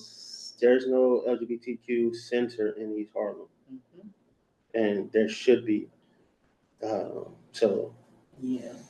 I think that's where I asked was, correct? Yes. It was. LGBT in East Harlem. Yeah, to create a center in there. So this request has not been completed.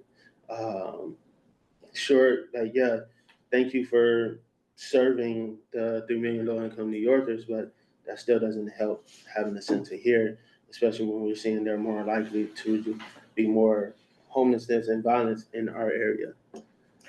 Yeah, and they, you know, it says low income New York, and we're being very specific in terms of LGBTQ, you know, the community. So, you know, yeah, so its answers like it's shameful.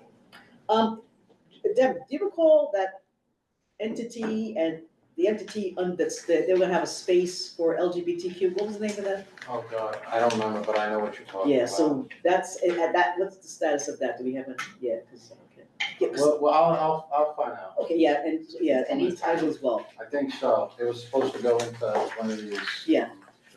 Like as a community, something like that. Let me find out. Yeah. I'll send an email. Mark, excuse me, Mark Levine had, gone TikTok or whatever. And, he said that on 106th Street, off of Second Avenue, right next to the pizzeria, there's an empty lot there, and they were gonna develop a building there strictly for LGBTQ use. So it's right across from the plaza. When did he say this? Recently? When he was, borough president, not the comptroller, when he was the borough president, and it was posted, on one of his TikTok shows or something, but that lot has not been utilized since then, but it's still empty there. On 106, right? Okay. 106 off of Second Avenue, right past the pizzeria there. Well, now they'll blame the subway construction. Yeah, they'll blame that too. Okay, good, but yeah, Well, that's good to find I out. thought, yeah, let's research that. Thank you. Yeah, I put on video.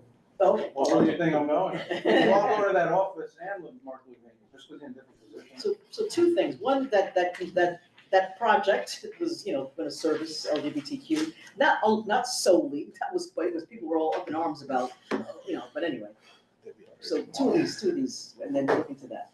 Right, and being on the cab, the new chair, Jim Ratty, has asked me to start a committee there with the Metropolitan Hospital, but I don't know how it's gonna go now because the funding to the transgender and that whole. It's limited. Yeah. Right, well, Metropolitan has. Right, they have that, but I don't know, I mean, I've been working with them, I've been meeting. Okay. And associating with them, but where it's going, I don't know yet. Okay. But, I'm trying to get it up and going. Just so you know, when I hate to say, I'll just turn the thing off, but when we interviewed, that was one of the things we talked about was because there was an LGBTQ subcommittee within Metropolitan, within the CAB. So, and the discussion was to have you or some of those people, so just so you know. Oh, thank you. Yes. I wear it proudly. Okay. So next, what page are we on, 2892? 292, yeah. Other requests, for services, you know, this, okay, so the explanation is, well, let's look at the agency response. It's been completed. Funding is in place to provide assistance to migrants throughout the city. This includes legal services and case management deferred to Mayor's Office for Immigrant Affairs. We will reach out to them. But in terms of, now we're talking about migrants, everyone. So, so provide funding to expand housing assistance, legal aid, and healthcare services for migrants in East Harlem. Programs should prioritize language access, services, etc. Okay. Department of Social Services, It says East Harlem has been one of the neighborhoods most impacted due to the high proportion of immigrants and its existing shelter and service infrastructure. So we need to reach out to Mayor's Office for Immigrant Affairs and find out what this funding that's in place and how is it servicing East Harlem specifically as it relates to. Doesn't our city council representative, She's on that new. she's on that, Yeah, she right. chairs that immigration committee. So for the records, we're talking about our city council person, Elsie Encarnacion, who chairs this particular committee within the city council. We'll reach out to her as well, in addition to Mayor's Office for Immigrant Affairs. How's that? Yep. Okay. Other expense budget requests for HRA. The city should increase funding for group representation of tenants. Was this us? Been completed? Or was this housing? So group representation of tenants, and now their response, HRA funds anti-harassment legal services. Okay, HRA also funds anti-eviction legal services in the housing courts. Okay. Yeah, I don't think this was our request. I think this was a housing request. Well, if it's under a human resource administration, on HRA, that's. So we're looking at even, okay, I just wanted to be sure. 'Cause, And yeah, then, this but is- again, we can collaborate and if, Yeah, because this is, Okay. this doesn't explain nothing to me. Okay. The city should increase funding for group representation of tenants. Yeah.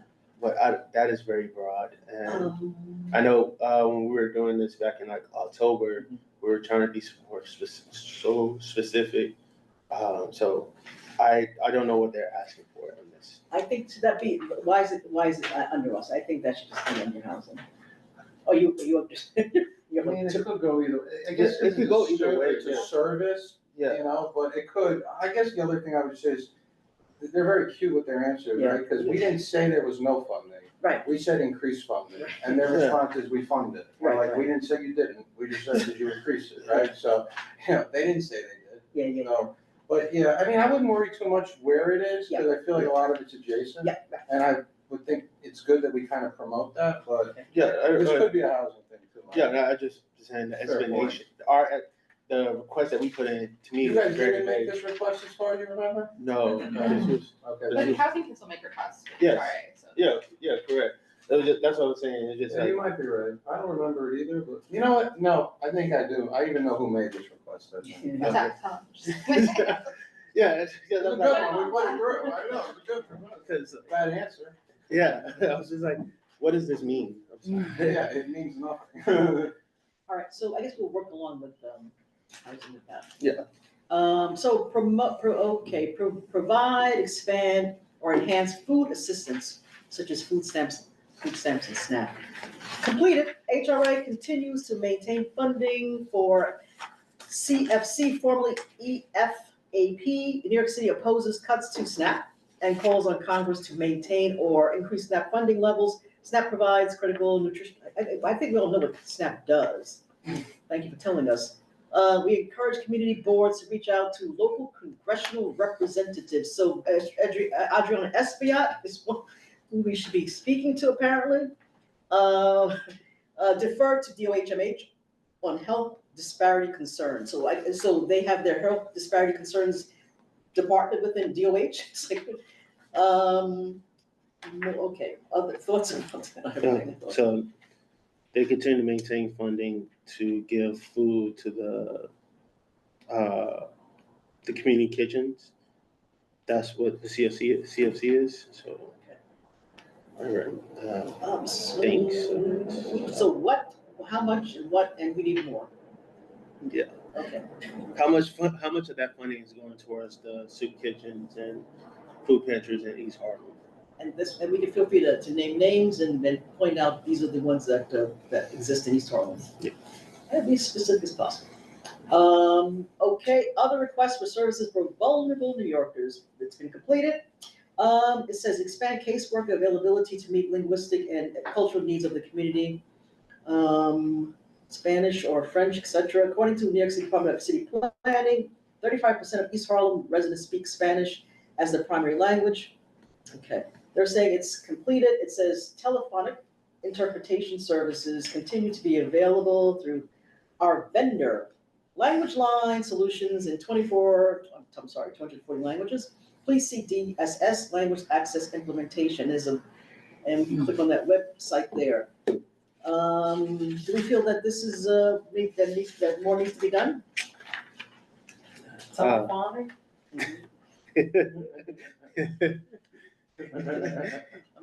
So press one English, marquero español, voix French. Like, how am I supposed to go through that?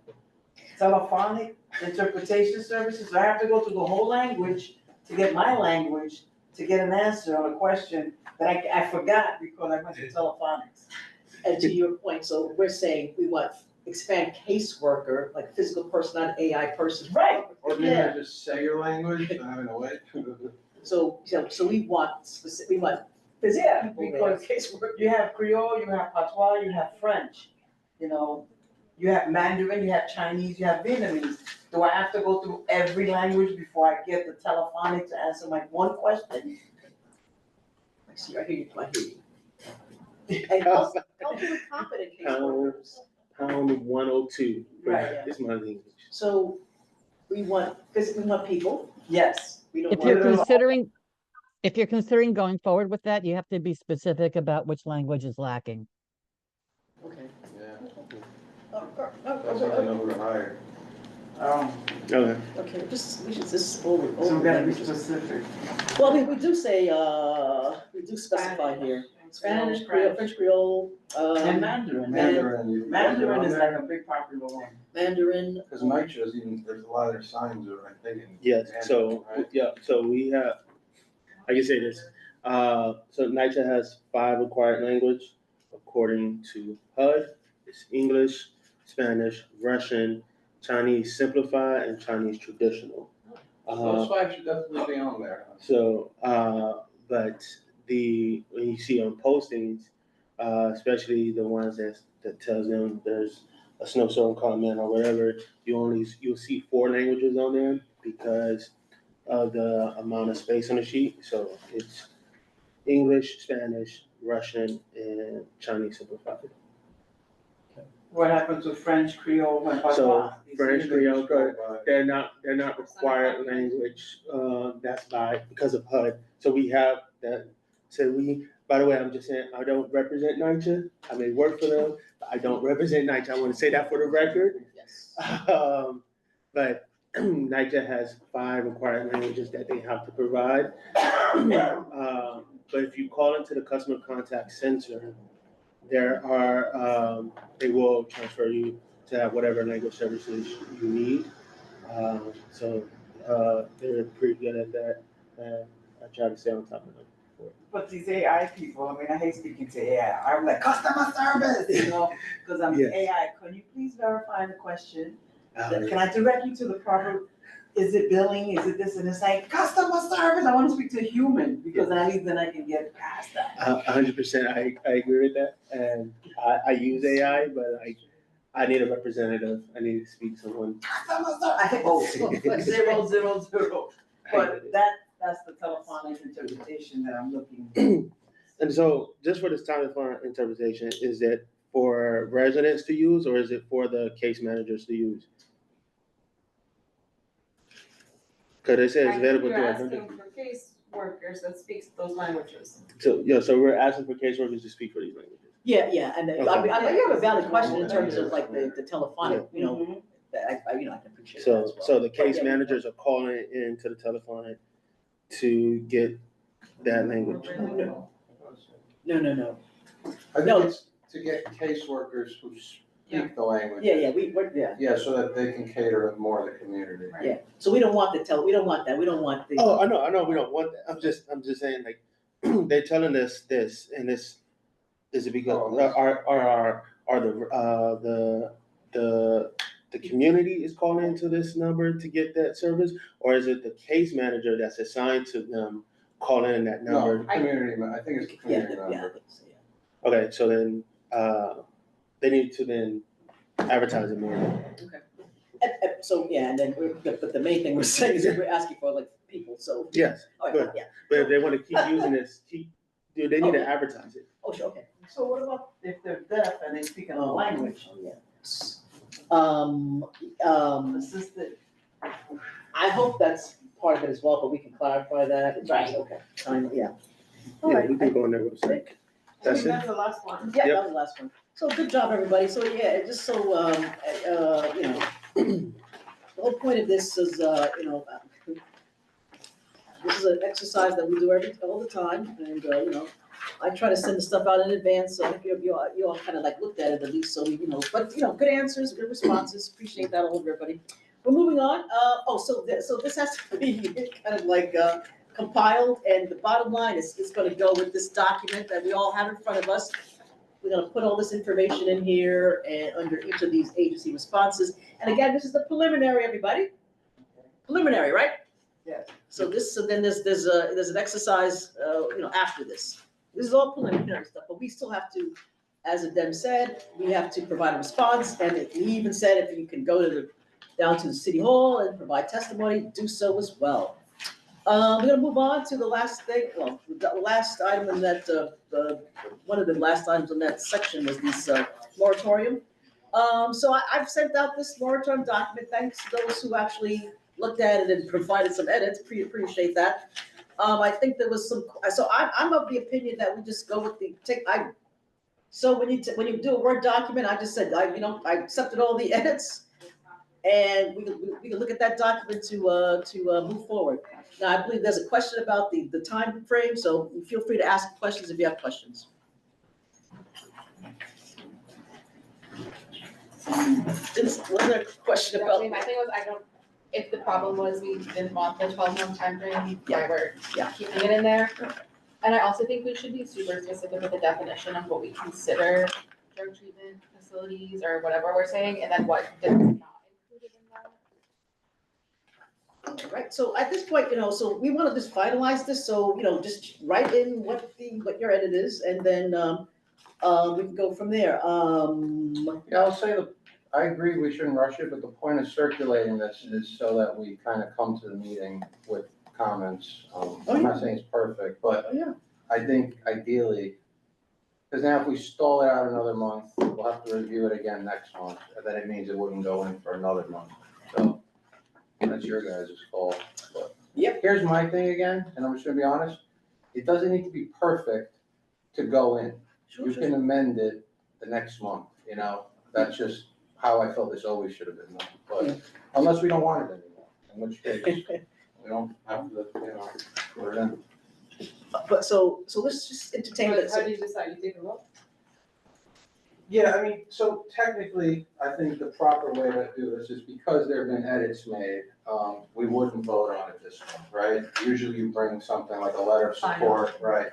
With that said, if you guys can all get to a place with, like, if Jen has an edit she wants to suggest or whatever, I have the keys, so I told Marlene she could, so you don't have to feel rushed if you guys, you know, not that you would anyway, but, if it comes down to a few edits and you wanna do them tonight, you could bring something back next month that could be voted on, and you could still have comments made then as well. So that's up to you guys. I don't think anything should be done tonight, except trying to get closer to finalizing it. So maybe next month you'd be ready to take a vote on it. So what I did was I just, like I said, all the edits, I just, accepted them all and came up with this document. So document that we're kind of looking at the draft. So what are the additions? So you're saying, Jen, why do we have a time frame? Is that, what is the? Sorry, would you be able to share it in the screen or no? The actual document, because here I don't see the edits on the iPad, but if not, that's fine. It's fine, don't worry. I don't have the truth of that, so. I will do it, but I might mess the whole thing up. I don't have the truth. Actually, I'll say this, the email that I sent out to you all, it had this, and then it had this one thing with the edits accepted. I don't think it had his edits. Oh, yeah. Adam's edits, did it? Yeah. Okay, I thought I just saw Angel's. No, I had that. So, draft, yep. Oh, that's okay, good. Okay. So, So can I just ask, in terms of the budget, you guys are not deciding anything tonight? I just wanna know what I'm taking to the board office tomorrow. for this committee? Well, I think you guys. I think we compiled, so I think Cause somebody I just have has. something in email that Janelle wrote, and I thought that was your final. So it's So we not probably, your final? I'll look at that, we'll add to it based on what we've said today. Okay, and when will the final response come? No, before the 13th. Before the 13th? Okay, Yeah, thanks. you're welcome. Thank you. Y'all look up that document, because I just take notes, I don't need to look at a transcript and look at all that. All right, so the question was what now? Oh, we're looking at this, and I'm okay, to me, I'm okay with the edits, so it's just if somebody else has some other thing to say about this. I don't think we need it. Oh, at all? Yeah, I don't. So your thoughts are, why we be Should we looking at accept this? all of these edits then? Okay, let's just do one person at a time. So first thing's you. So tell me what your process is. I don't think we have an oversaturation of these services. In my opinion, I think it's a lot of it's just, to me, just a response to what they think they're seeing, right? For every time I interacted like with these programs, it's not the people that we see on the streets that we are saying this is being used for. I don't think we need a moratorium, but that is my opinion. So. And then, No, go ahead. and then. I like see that point. I would disagree just because if we know that they're serving people not from our community, that means those services are not in their communities. So I think we can keep the ones we have because they're doing great work, but if there's gonna be another one, why not put it where those people are living instead of them having to travel sometimes an hour or 2 hours to get to East Harlem? I get that. Cause I feel like it turns it, oh, sorry, Okay. can we talk? Yeah, I think. Permission. You can go, you have. No, I'll go, you guys, So I'll like, go doesn't after it make everybody. it more of a hub where it's concentrated and everybody comes here and, gets the services rather than having them based on each zip code? Yeah, but the way I see it as well, it's, you can put one on the Lower East Side, you can put one on the Upper West Side. That doesn't mean that those people that are in those areas are going to go to those. A lot of times, a lot of people, they don't go to the ones in their neighborhood because of the shame, so they go to the ones that is. But I think there were numbers. Well, then that could be the same for us. Yeah, right, I And I think understand. there were numbers that even though more clinics were open or stuff, they didn't decrease, right? I think we looked at that. Mm-hmm. I'm okay with that. I agree with Jen in that, like, I don't think anyone at this table has a problem with us serving 100% of our community in our community. Maybe like 20%.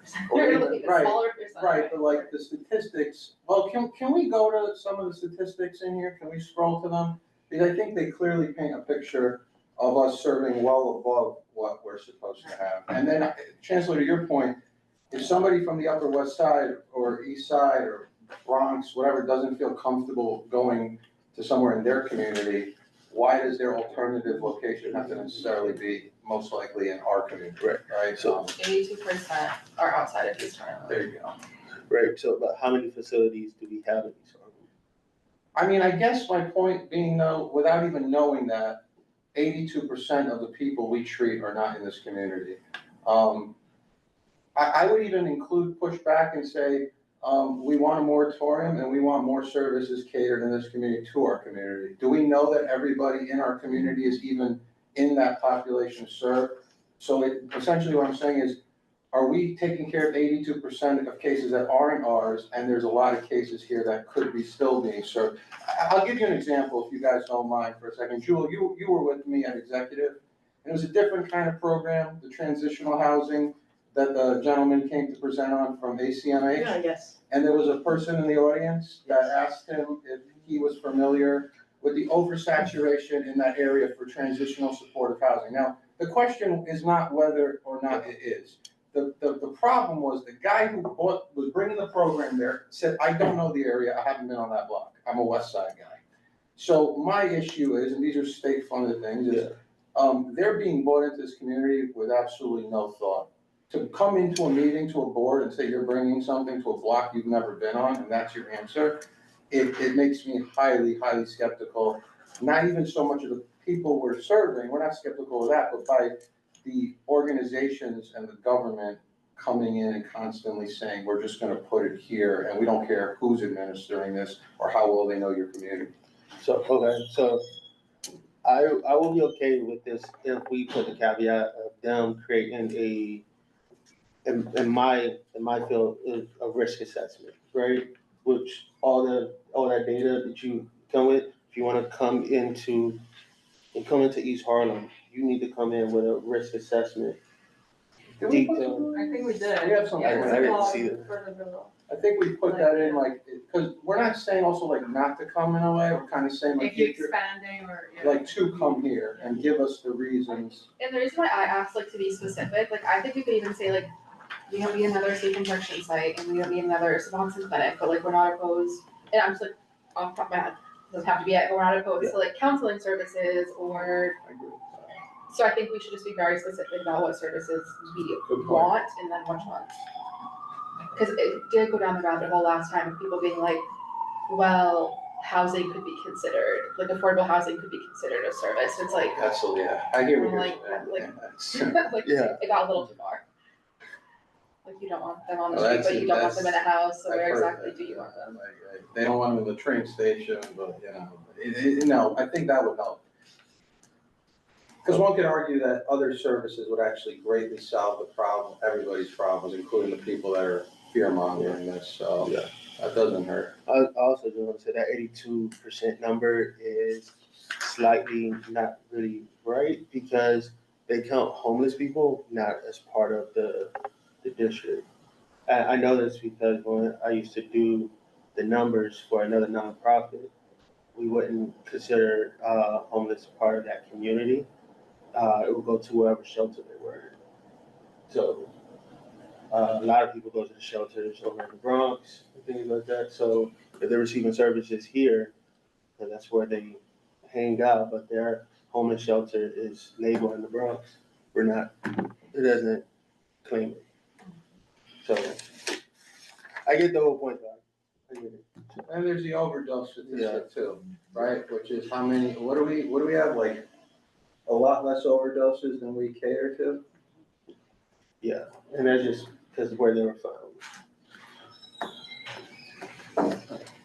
I think you're next, Jim. Or did you have something? That's all. Oh, can I make a comment? It's adjacent to this. Yep. If you let me come in at the end, if I have to, I just want to make a comment. I think it might be useful for all of us. Anybody else? Robert has a hand. Robin. Thank you. Just for point of reference, the reason for this moratorium was to give the community a voice over Oasis, who did not pay any respect to the community board, simply seemed to have the government right of domain to place agencies wherever they wanted. And because probably real estate was a good deal in East Harlem, that's why a lot of them ended up where they are. So it's really a big part of the community's advocacy to have this in place. When there was to be a new shelter in CB8, Julie Menon, the council member, was hoping we had this in place because she was going to recommend to that board that they model it after hours. Just so you know. Yeah, that, I think to like echo Robin's point also that a big part of it is it's cheaper to open a facility here, and we've seen that in the youth and education committee of like one of the private schools in the Upper East Side building their sports facility here because it's cheaper. And so it's definitely like for drug treatment facilities, equally just as cheap if they can get cheap land and a cheap building. And it's like, still going on to the name? you should come to our meetings, man. Which one is this one? Any other comments? So, in terms of this, everybody, I would go back, I would agree with Robin, it's like just that we have a say. And it's basically talking about the sitting of new drug treatment, rehabilitation, blah, blah, blah. The sitting and then expansion, so we need to have a say in that. Is there a concern about the timeframe of this document? Yes or no? Or questions or concerns about that? If we're still going through with this? I was thinking it open-ended, The last one also expired after 12 months, we're gonna have to go through I this think again we in a said year. 12 months with the option to extend, right? Wasn't that? I mean, you could just, like, I think I said it last meeting, right? Like, why put a time, right? It's a living document. You guys are kind of in charge of that. If you wanted to make a modification somewhere down the line, right, the board's gonna hear it. If you wanted to, if we all decided, I guess my point would be this, the vote wasn't that close when this was put in. I don't know how much the board members, a lot of it did, and they were never asked when it expired. The board as a whole was never consulted on, hey, you took this position, are you now okay with this not being here anymore? Which that's not always how we do things, but very few things do we put in place that would be like this. So we would take a position, it would come to an end, and we wouldn't know how people felt. So I would strongly suggest putting it out there, because there were a lot of people on this board who probably voted for this, or not even aware it expired, and wouldn't necessarily think it should have. But again, like I said, it's not set in stone, right? The one that was before was 23 in favor, 1 opposed, and 4 abstained. That's not a very close vote.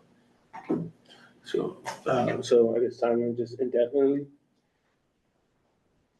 It's up to you guys, right? I mean, Cause then you can always end it, right? you could, yeah, you can anytime you want, right? And that we could leave it forever, end it next month. I guess the other thing I would say, and I wanted to say this during the budget stuff, Mamdani had talked about the Department of Community Safety. Yeah. And it was left out of the preliminary budget. He said that it was probably gonna go into his executive budget. And I felt that was a very relevant agency potentially for here, where it's for, not police to respond to mental health issues or, substance abuse thing on the street that are not violent or really criminally related. And I think that could be very useful, because I think that a lot of times the NYPD is not equipped to handle these things. They don't know what they're supposed to be doing. So they sometimes get it right, maybe sometimes they get it wrong, and then a lot of times they probably just ignore it.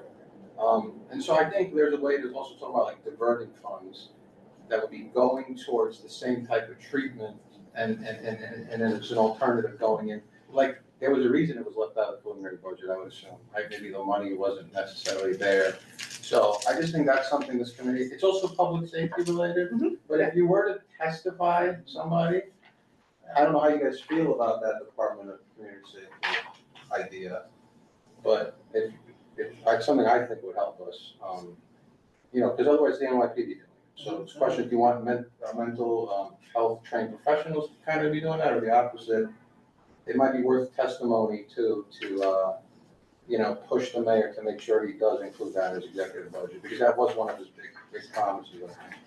And I think I attached the information in one of my emails. Take a look at that, everybody.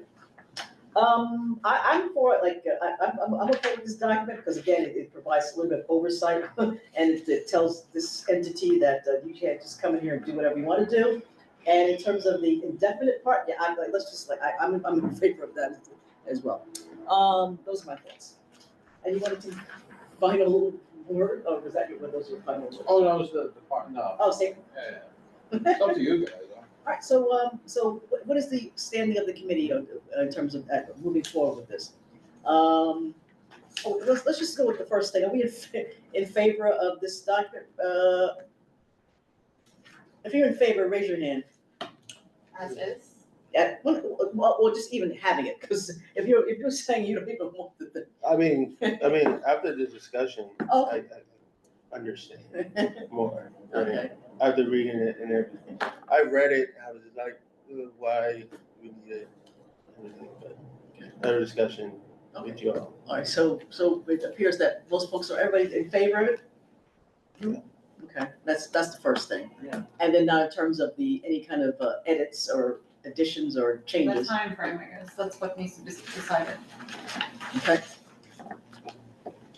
Yeah, and I would also want to add that definition. Indefinite. Add a definition of what we mean by. Right, what kind of, or what we don't mean at the very least. Like, we don't mean affordable housing, we don't mean, counseling. So I'm gonna need somebody to take this on. So you had something, you wanna do it, you wanted a definition? My suggestion would be, we don't want sleep injection sites, we already have one. We don't want any Suboxone, naloxone clinics. isn't there a term for that? What is it, MAC treatment or something like that, where it would cover all of those? Like where they treat you with like it's methadone clinics or whatever, but there's like a word that's like an umbrella for those. I think it might be in the document, right? I remember it. I'm trying to think of like what, because I feel like everything else there is. If you miss something, again, we could always go ahead and fix it, you know? Those are my big two ones, so like any like chemical. Chemical, right, that's what I'm thinking, There's where. that's what we're talking about, right? Like an on point or those. Yeah. Non-housing chemical dependent sites. Because the thing is, like, I don't think, see, this is the problem, right? I don't think this document was ever talking about housing, and I don't think it is now. And I don't think, think we should talk about like counseling. is it though?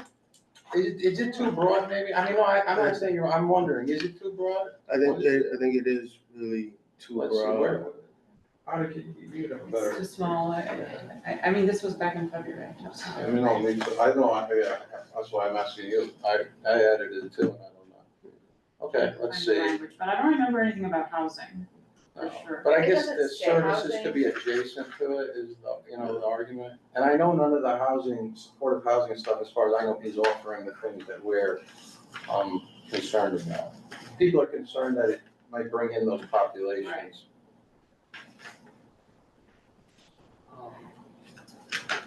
But you guys can take a look and then make the edits and. Yeah. And just, again, just send them in. and then- Substance use treatment, like I would consider like counseling a treatment for substance use. I mean, yeah, I wouldn't. Yeah, I If mean- it's a mental health condition, and Yeah. you're getting mental health counseling, then. I wouldn't disagree with that.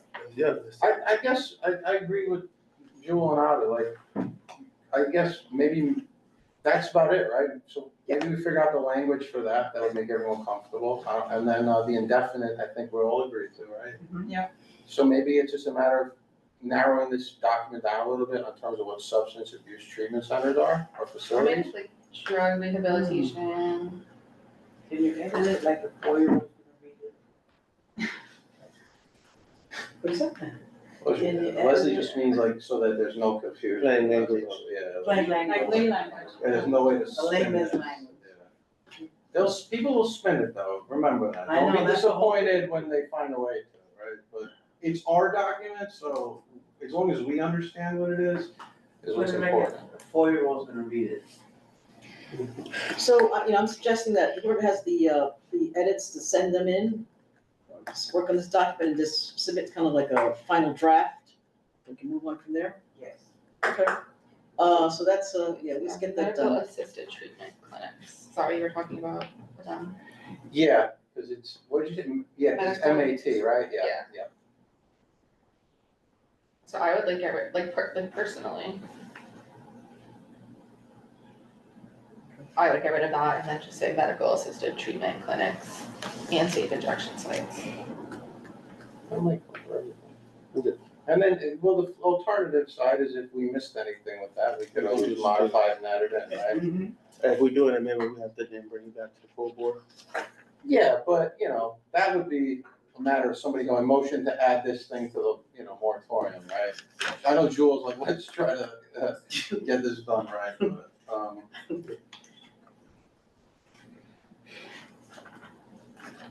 it's your idea on timeline. What are you thinking in terms of voting on this next month? Yeah. Yeah, okay, that's what I thought. Yes. I was hoping for this. You were hoping for this? I was hoping like 2 weeks from now. Because Billy, people have an opportunity to, like, I guess we can edit this thing till the cows come home. So let's just kind of make sure that the things, the important pieces are there, and then we can go from there. Well, I guess then the question is, because this isn't like I don't know if this will really constitute like our review period for a letter of support or anything. That's really coming from an external body. With those changes right now, I mean, if you're all comfortable, I don't think there's anything stopping you from taking a position now. Okay. Just saying. You could just hold the room and see. So I think of the main changes that were talked about today was the definition, and just included that into the document. What was the definition again? There's MAT. Medical assisted treatment clinics. Okay, And ejection site. and the timeline. Yeah, and the timeline being. And, oh, I don't think we Well, agreed on, once you take it out. I don't think we agreed on that. I think indefinite. I think Oh, okay, people are saying that. Does anybody disagree with indefinite? No. I mean, if you can change it, it doesn't matter. Yeah, definitely just means whenever. I think that's a legal term. Rob, I see your brain thinking. Oh, whenever. Yeah, so,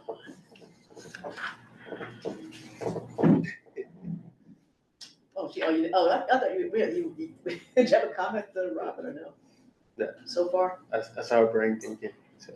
You saw the little thing over your head. Okay, I guess not. All right, so those are the two things, so we can incorporate those into the document, then I think we're good to go. So, do we want a motion now or doing a motion next? And we have to change the references, like to input them in the proper format. I can do that, because it's just like the link where it's coming from. Say that one more time. So in the bottom, I don't know if you Oh. changed it, but I just put the link where the data is coming from, so we actually need that reference. Oh, you're right. Yeah, I didn't do it. Don't count on me. Okay, I can add it. Okay. So the links at the bottom.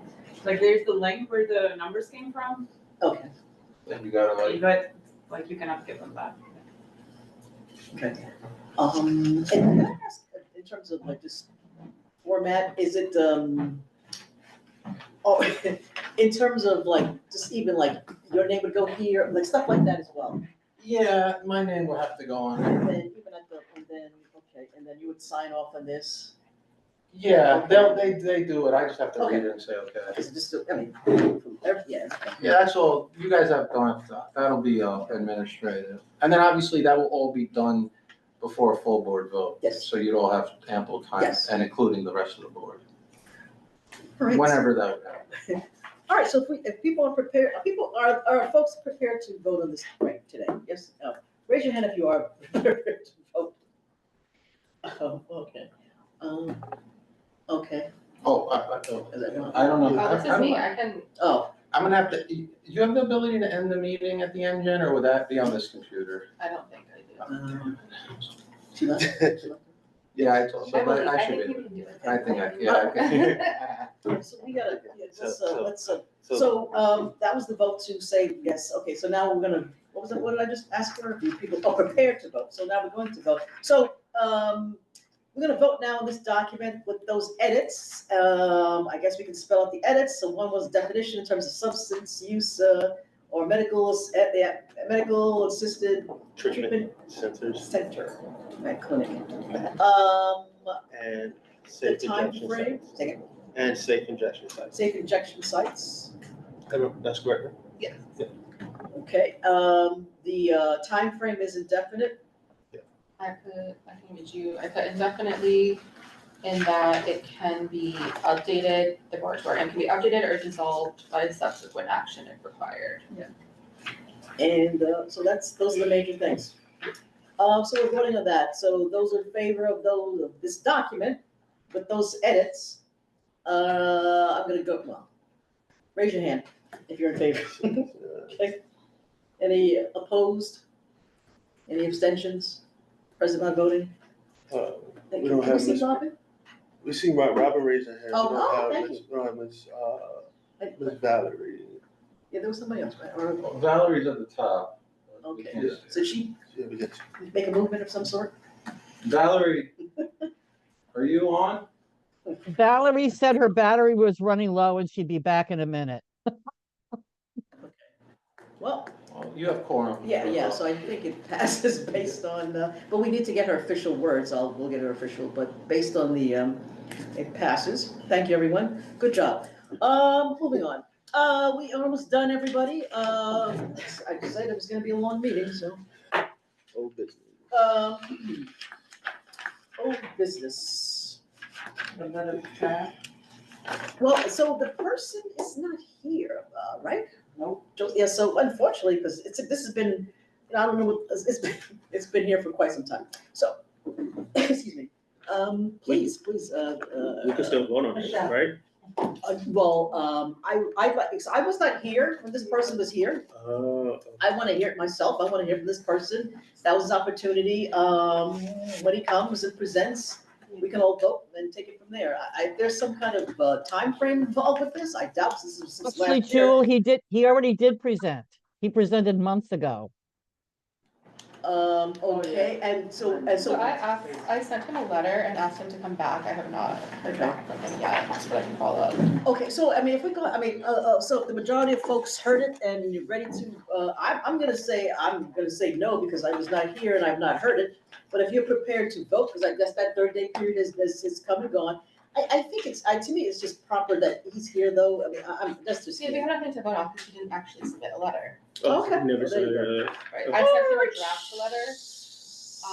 And I just did that recently, so maybe why I haven't heard back yet. All right, good to know. I sent him a draft letter to ask for assistance in writing a letter. Okay, good. All right, so then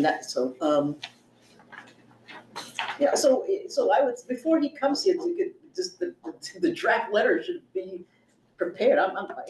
So I would reach out, because at this point, reach out to this person, and just, prepare a letter, and then we'll look at that, and then we can vote from there. All right, so that's very helpful to me, because you see, there's no letter, what we're gonna vote on. All right, so Ms. Ferrero. Yes, please. Yeah, And Ren, thank you for your patience. of course, no, I actually enjoyed learning a lot today. A lot to take in, but it was very, very interesting. Thank you for having me. I thank you for the opportunity to speak. Thanks to Leslie for bringing me here. So my name is Michelle Ferreira. I work for Parent Home Care, which is a home care agency where we have help with home health aid. Anyone that's homebound, basically anyone that has a chronic condition that's at home. And we also do OPWDD. I don't know if anyone knows what that Yeah, is. when you say acronyms, you have to tell us what the acronyms stand for. Oh, I always forget. If you can. OPWDD. That's a service for people with disability, learning disability that needs home care services and extra help. So they come into the home and they give home health aid services as well as just like an adult. We do short term, we do long term, we do Medicaid applications if anybody needs help with that. We also work with help with Medicare. We also do restriction codes. Sometimes you have restriction codes which prevents people to have services that they don't even know those codes are on the Medicaid, and it prevents them from having other services. Wow. Okay. We also do customized plans. People come out of, we work with CarePoint, they come out, they give us, they put a blast on, whoever, we give those services as well. I come to the home if I have to. I participate in events. If you need us to participate in table, we can do that as well. We can help with donating food, anything that we can help and provide. I usually work the Bronx, but now I'm in Manhattan, so I'm covering from 34th Street all the way up to 125th. My background is I used to work with Housing Works, which I see that you had connects there, which they know me very well. And even though I'm not with them, I still collaborate with them. So if I have a client that has a service that's needed, I'll refer there. We partner like that. I used to work for Somerville when it used to be called Help PSI in the Bronx. Then they changed it to Bright Point, now there's Sun River, because they merged with Hudson River. I also used to work, and I still work, also in collaboration with Essen House Calls, where the doctors come into the home for homebound, if you know. Who Essence is, they have like 40 clinics all over the Bronx. So I'm also helping them, even though I don't work with them physically anymore, moving on to other opportunities, I still work in collaboration with all of them. I brought to Franklin Plaza free testing for cholesterol, high blood pressure, diabetes, nutrition, and five different services. And eye vision, and it was all free, and it was a very good success. Actually, it was 2 weeks ago, 3 weeks ago, which they want me to bring it again. So I'm trying to work in this whole community. I work with a lot of senior citizens. I work with Katrina at Franklin Plaza. I work with Evelyn at Jefferson. So I'm working my way. So I'm starting from the top, going down to 34th Street. So if there's anything that I can do to help, I go to senior citizens program places. I go to nursing, seniors, nursing homes. Those are the things that I go. Also the children, I'm starting to go into schools. I try to make every month a certain agenda. So I try to do, for April, I'm trying to do the schools. Any parents that need OPWDD for their children that they don't even know that their kid is entitled to. We do the whole paperwork for them, we work them right through it. So I'm here to assist in any way I can. And I would like, I enjoyed the meeting, I would like to continue to come. And if there's anything that I can do, my organization can do, we're here. Okay? You were, where physically, was it located? The office is located in the Bronx, but we service all 5 boroughs even Staten Island. Okay. And I've worked in all communities for about 18 years. This is why I know a lot of different, I work with NICA, I work with VF Volunteers of America. I work for many different homeless shelters that they already know me from even being 15 years ago with Health PSI. So as I go on, they still know me That's in all great. those locations, yes. Thank you so much. Of course, thank you for having me. Just questions. Quick clarification. You said from 34th to 125th.